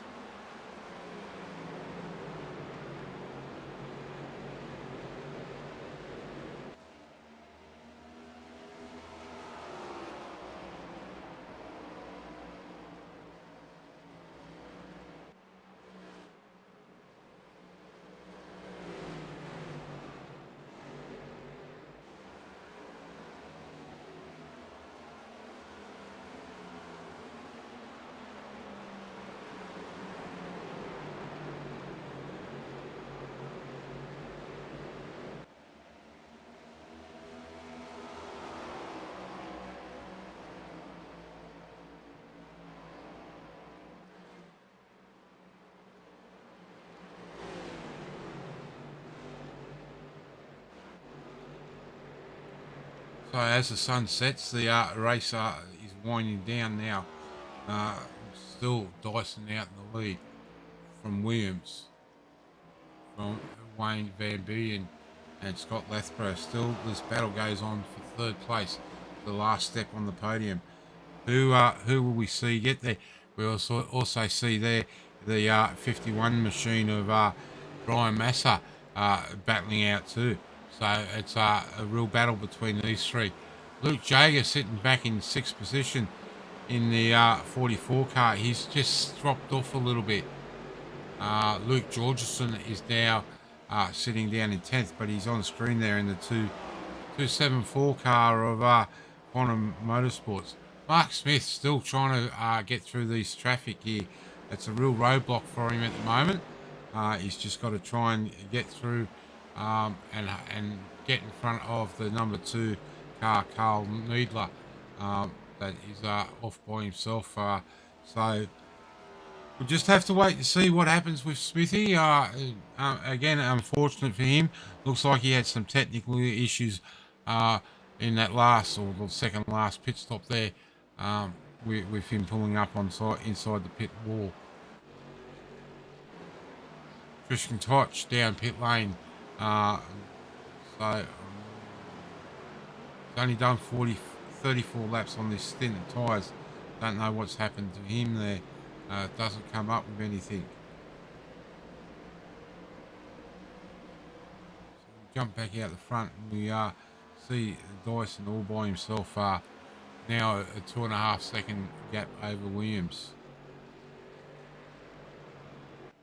Go back and keep an eye on this battle here with Massa, Lasper. They've spread out a little bit now, so you know, it's starting to wind down.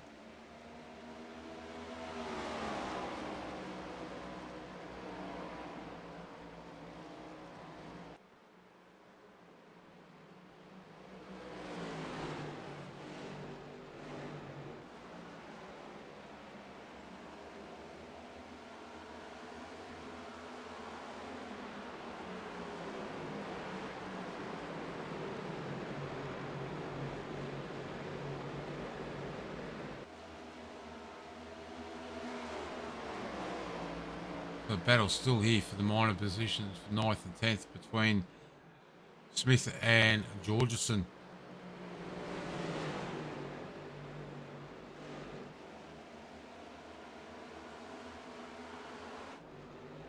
Carl Needler still in that 8th position, a lap down.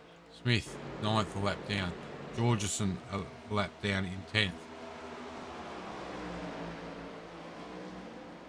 Norman Clark has been able to work his way up into 7th position now, so good drive through from the back of the field to get himself up there, and he's closing in on these guys that are in front. Norman is the last lap on the lead lap, so it'll be interesting to see where he can get to, although he is now 16 seconds behind the race leader of Dyson.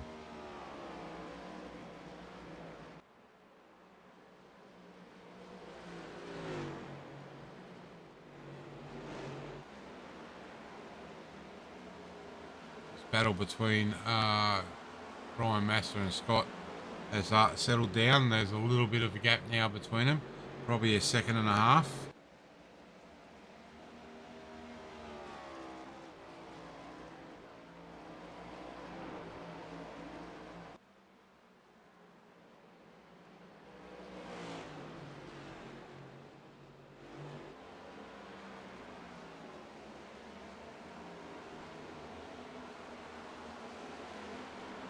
Still out front, we have Dyson, and he's doing it pretty easy at the moment. You can see there he's really dropped off his speed, really looking after those tyres should anyone try and get close to him. As Aiden said earlier, that is really his race to lose.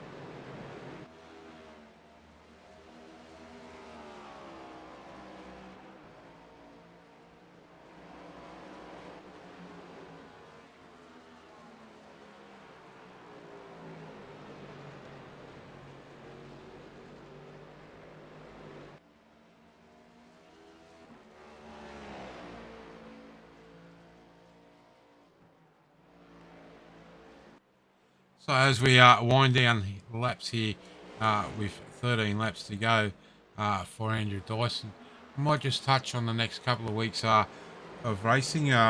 Next week we start our run through our short tracks. Uh, so sorry, next week we go to Bristol. So we'll bring you live pictures from that. Then we have a break over Easter and our first mid-season or early season break for the drivers. We decided to give them a little break, and then in April we head over to Circuit of the Americas, our first road course of the year. That'll be a challenging one for these drivers. Use the full Dakota track there. And then we are into the two real short tracks of Richmond and Martinsville before we head into the 27th of April for our Anzac Cup, our biggest race of the year. We won't be broadcasting the Coda race, but we will definitely have a highlights package up through that week after the race to make sure you are kept up to date. And as Aidan said, if you wish to get involved with us, all the information can be found on the webpage at www.aussieoutlaws.com. Come along and join up and join the Discord channel. And if you want to do some GT racing, GT3 racing, you can find all the information there also. So we're down to the last 10 laps. Might go back and check this battle back here for the minor placings. Scott Lethborough definitely has it still over Brian Massa, our American driver. And as I said, it's great to see some of our Americans here racing, even if it's only one of the four that we have in the league. So we still have 15 cars in this race. Retirements. We've seen that accident there with Nigel Patton before. Brett Campbell's taken it behind the fence. Tom Williams and Maxi Marshall out very early in the race after a heavy contact with the wall.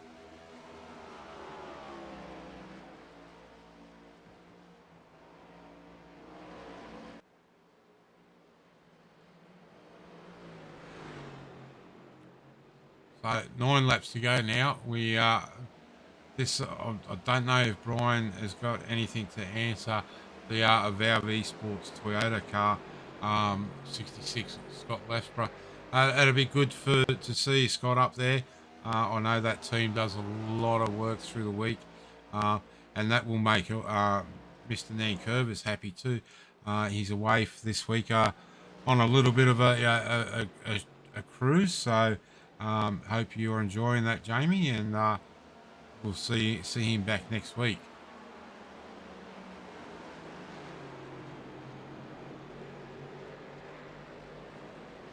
So Brian is definitely closing ever so slightly. I think he's used the best of those tyres that are on that Mustang. So right at the moment we've got 2 Chevs out in 1 and 2, a Toyota there and the Mustang, and then the other Mustang of Wayne Van Buren rounding out the top 5. Again, some of our Kiwi drivers are missing tonight. All of the SRM guys have decided not to race tonight, so we'll see them back next week. As we go to the closing stages, 6 laps to go, 5 to go now, and it's still all Dyson.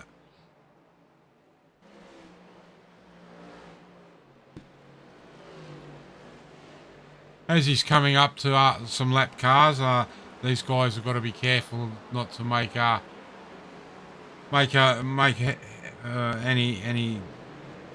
road chicanes for him, because they are now more than 3 laps down.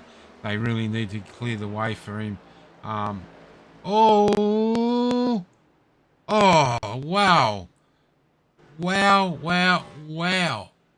How close was that?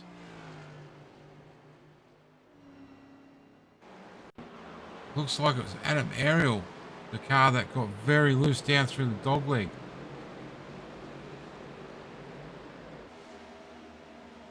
See him come down here. Oh yeah, that bump has just got him. He's tried to keep control, but he's oh, Dyson very, very lucky not to get taken out there. Watch this again, and we might just jump over to Dyson in his cockpit. We can see here.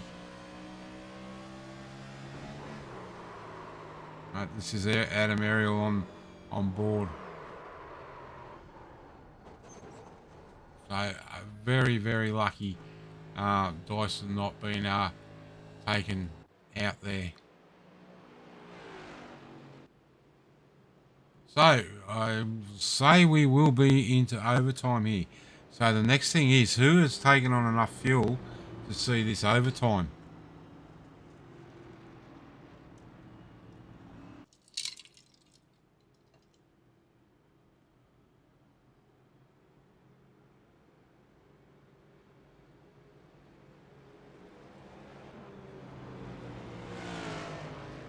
So by my live timing, Dyson's been down pit lane. Scott Lethborough has been down pit lane. Brian Massa has been down pit lane. Stevie Williams has been down pit lane. Norman Clark's currently in pit lane. So this will be a real battle to the end. Don't think we're going to have any type of gloves on for this last couple of laps.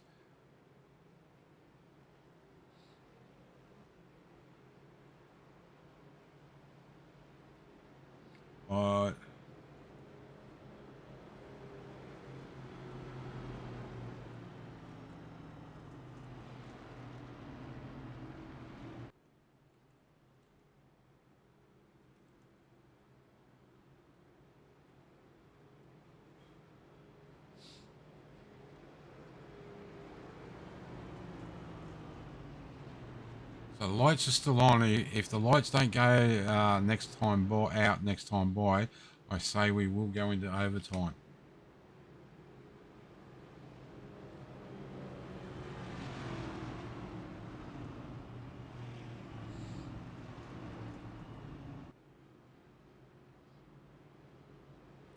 So this has really turned things up.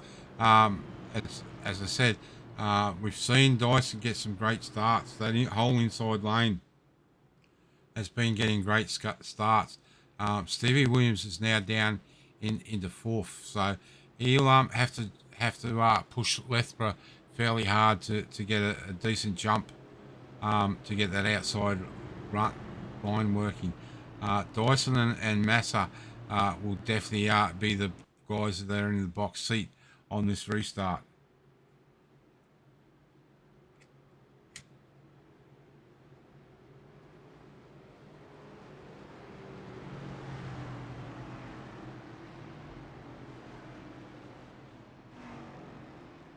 So we will go racing this time by.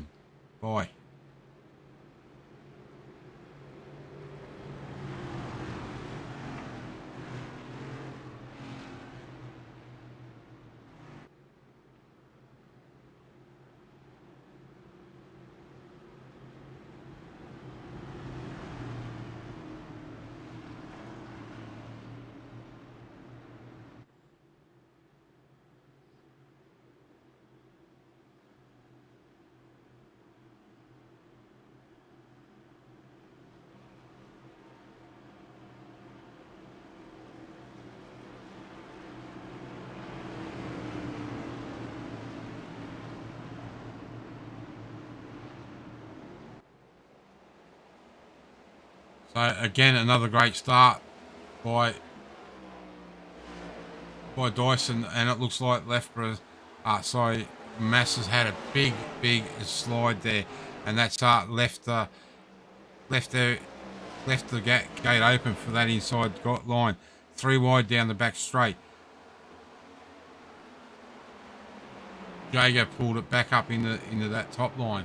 We'll go back and we'll keep an eye on this here, because Jago's got a great run on the inside. Williams a great run on the outside through the dog leg. This is on. We've got teammates in there. trying to work with each other of Loughborough and Clark. Told you to keep an eye on Clark as we see this. Clark touched in his teammate. So it's all on here. Dyson and Williams out 1 and 2. And it is a race win for Dyson with Williams crossing the line second. Luke Jager crossing the line in third. And we did see an accident in the background there. It looks like it was Norman Clark. Just watch this last race as we last lap as they go around the start-finish line for the last time. The next time, next lap, we'll see the race end.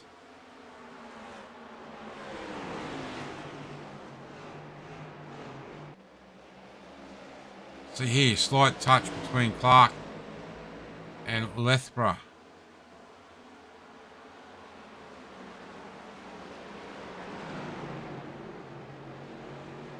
Van Bien into the side of Norman. Norman unfortunately up, and that hit Massa. So not quite sure where we go from there. But again, a great race win for Dyson, and second place for Stevie Williams, as we see the race winner coming back to do his burnout across the start-finish line. So interesting race. I thought we were going to get overtime, but we had enough laps left there to do a natural green-white checker. So great racing again tonight.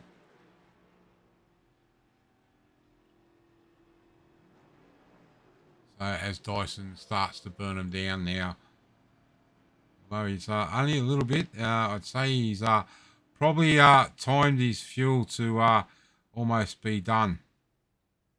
As he comes back into pit lane the wrong way, I say he's basically out of fuel.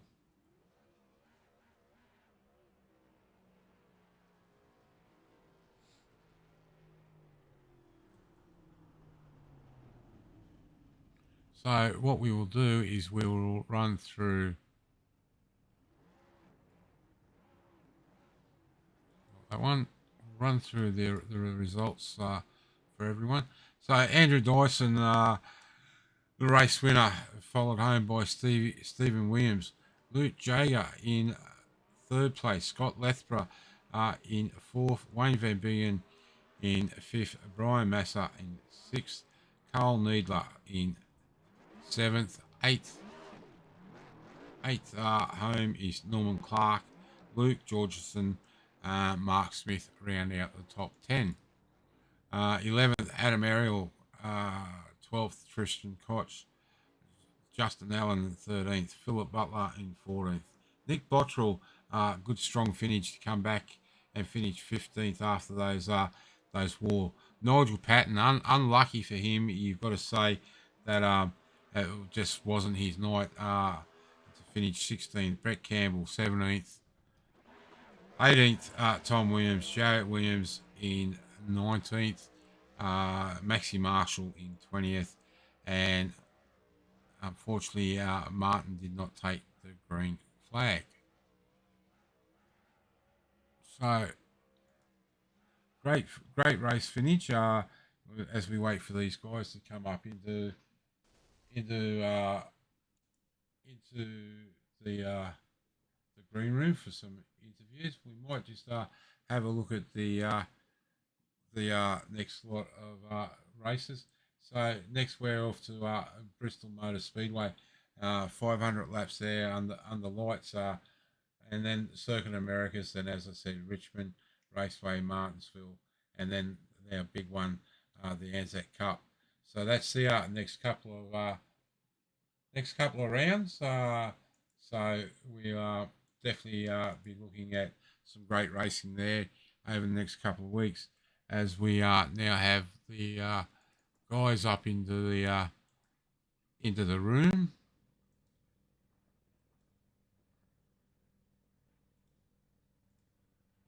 So we will bring up Mr. Luke Jager into the into the broadcast booth. Congratulations, mate. Third place here at Phoenix, and welcome to the booth. G'day, how's it going? Yeah, good, mate. Some hair-raising moments through that race tonight. Yeah, that was a long race, man. 312 laps.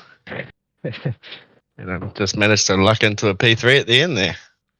Yeah, look, mate. This place is very hard. Always tough place. Tough on tyres. But you've managed to get through. You start at 7th. The lowest point was down to 15th, and back to 3rd. So you've got to be happy with that. Yeah, very happy, mate. So we're off to Bristol next week, mate. What's your thoughts? Happy to be going to Bristol? Oh, I do love the track, but I think 500 laps is going to be a bit of a challenge around there.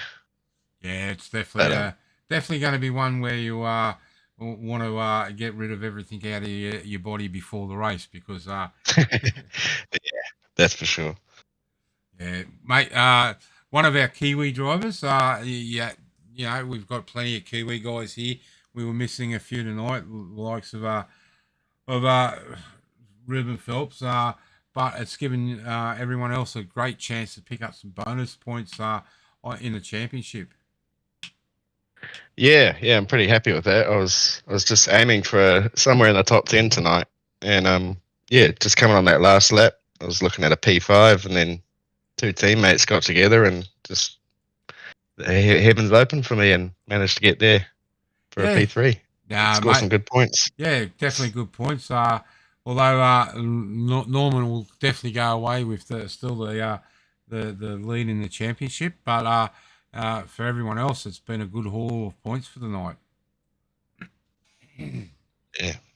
Well, mate, again, congratulations on P3. Before we let you go, and thank you for the time tonight. Shout out to sponsors and supporters. I just want to shout out to my pseudo teammates, Wayne, Justin, and Carl. Been doing a lot of practice with them, and they're really helping me sharpen up my skills. So this P3 is a bit of a credit to them. And that's about it. Well, mate, again, thanks for your time tonight, and again, congratulations on third place, and we'll see you at Bristol next week. Thanks, mate. Have a good one. No worries, mate. Thank you. So we'll bring up the Green Machine 98 driver and pilot, Mr. Stevie Williams. Welcome to the booth, mate, and congratulations on second place. Yeah, g'day. Cheers for that. Mate, bit of a tough race out there tonight. Yeah, it's pretty good, this track. When you can get green flag runs, it's pretty tough. Yeah, we've seen you guys over in Anscar last Thursday. All four of you have a real good run. Excuse me, got the hiccups. And you've been able to continue it over to here tonight to the Aussie Outlaws. Did you change your setups at all, or did you just go with what you knew from Anscar the other week? Yeah, pretty much just went what we knew worked. Yeah, okay. So, mate, you had a pretty good race.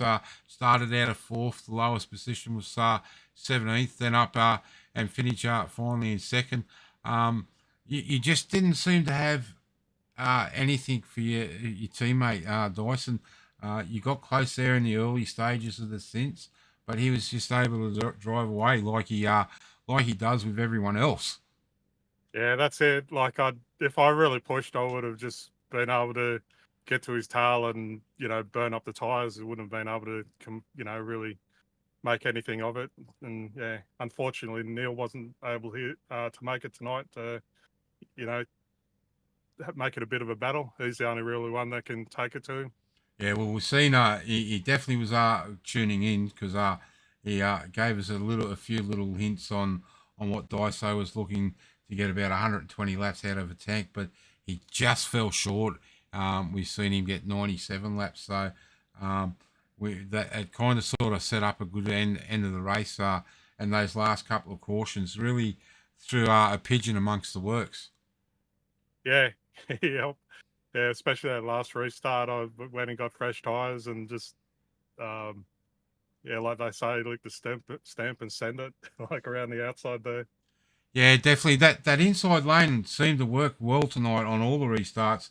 Um, whoever was on that inside line just seemed to be able to get the power down and the rubber to grip up and drive away on that start.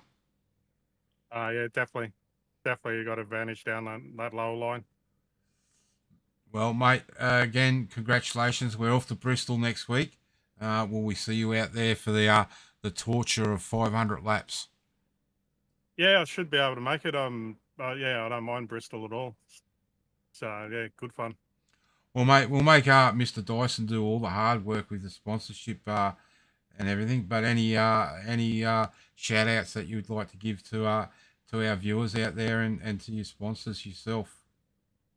Just for you for putting the league on and doing the broadcasts and all that. It's good fun to be part of, yeah, and all the other competitors. Yeah, it's the racing's really stepped up this year with going to open setups. A lot of guys have said to us it was definitely the right way to go. What your thoughts on that one? Yeah, I don't mind it. It's definitely, I think all up, NASCAR has picked up in Australia, definitely. Like, I think it's pushing everyone to, try that bit more, and learn a bit more all about it and stuff. So I think it's definitely improved everything all around. Yeah, definitely. Well, mate, before we let you go, thanks for your time tonight. And again, congratulations on second place, and hopefully we're talking to you again next week from Bristol. Yeah, cheers. Thanks for that. No worries, mate. Thank you. And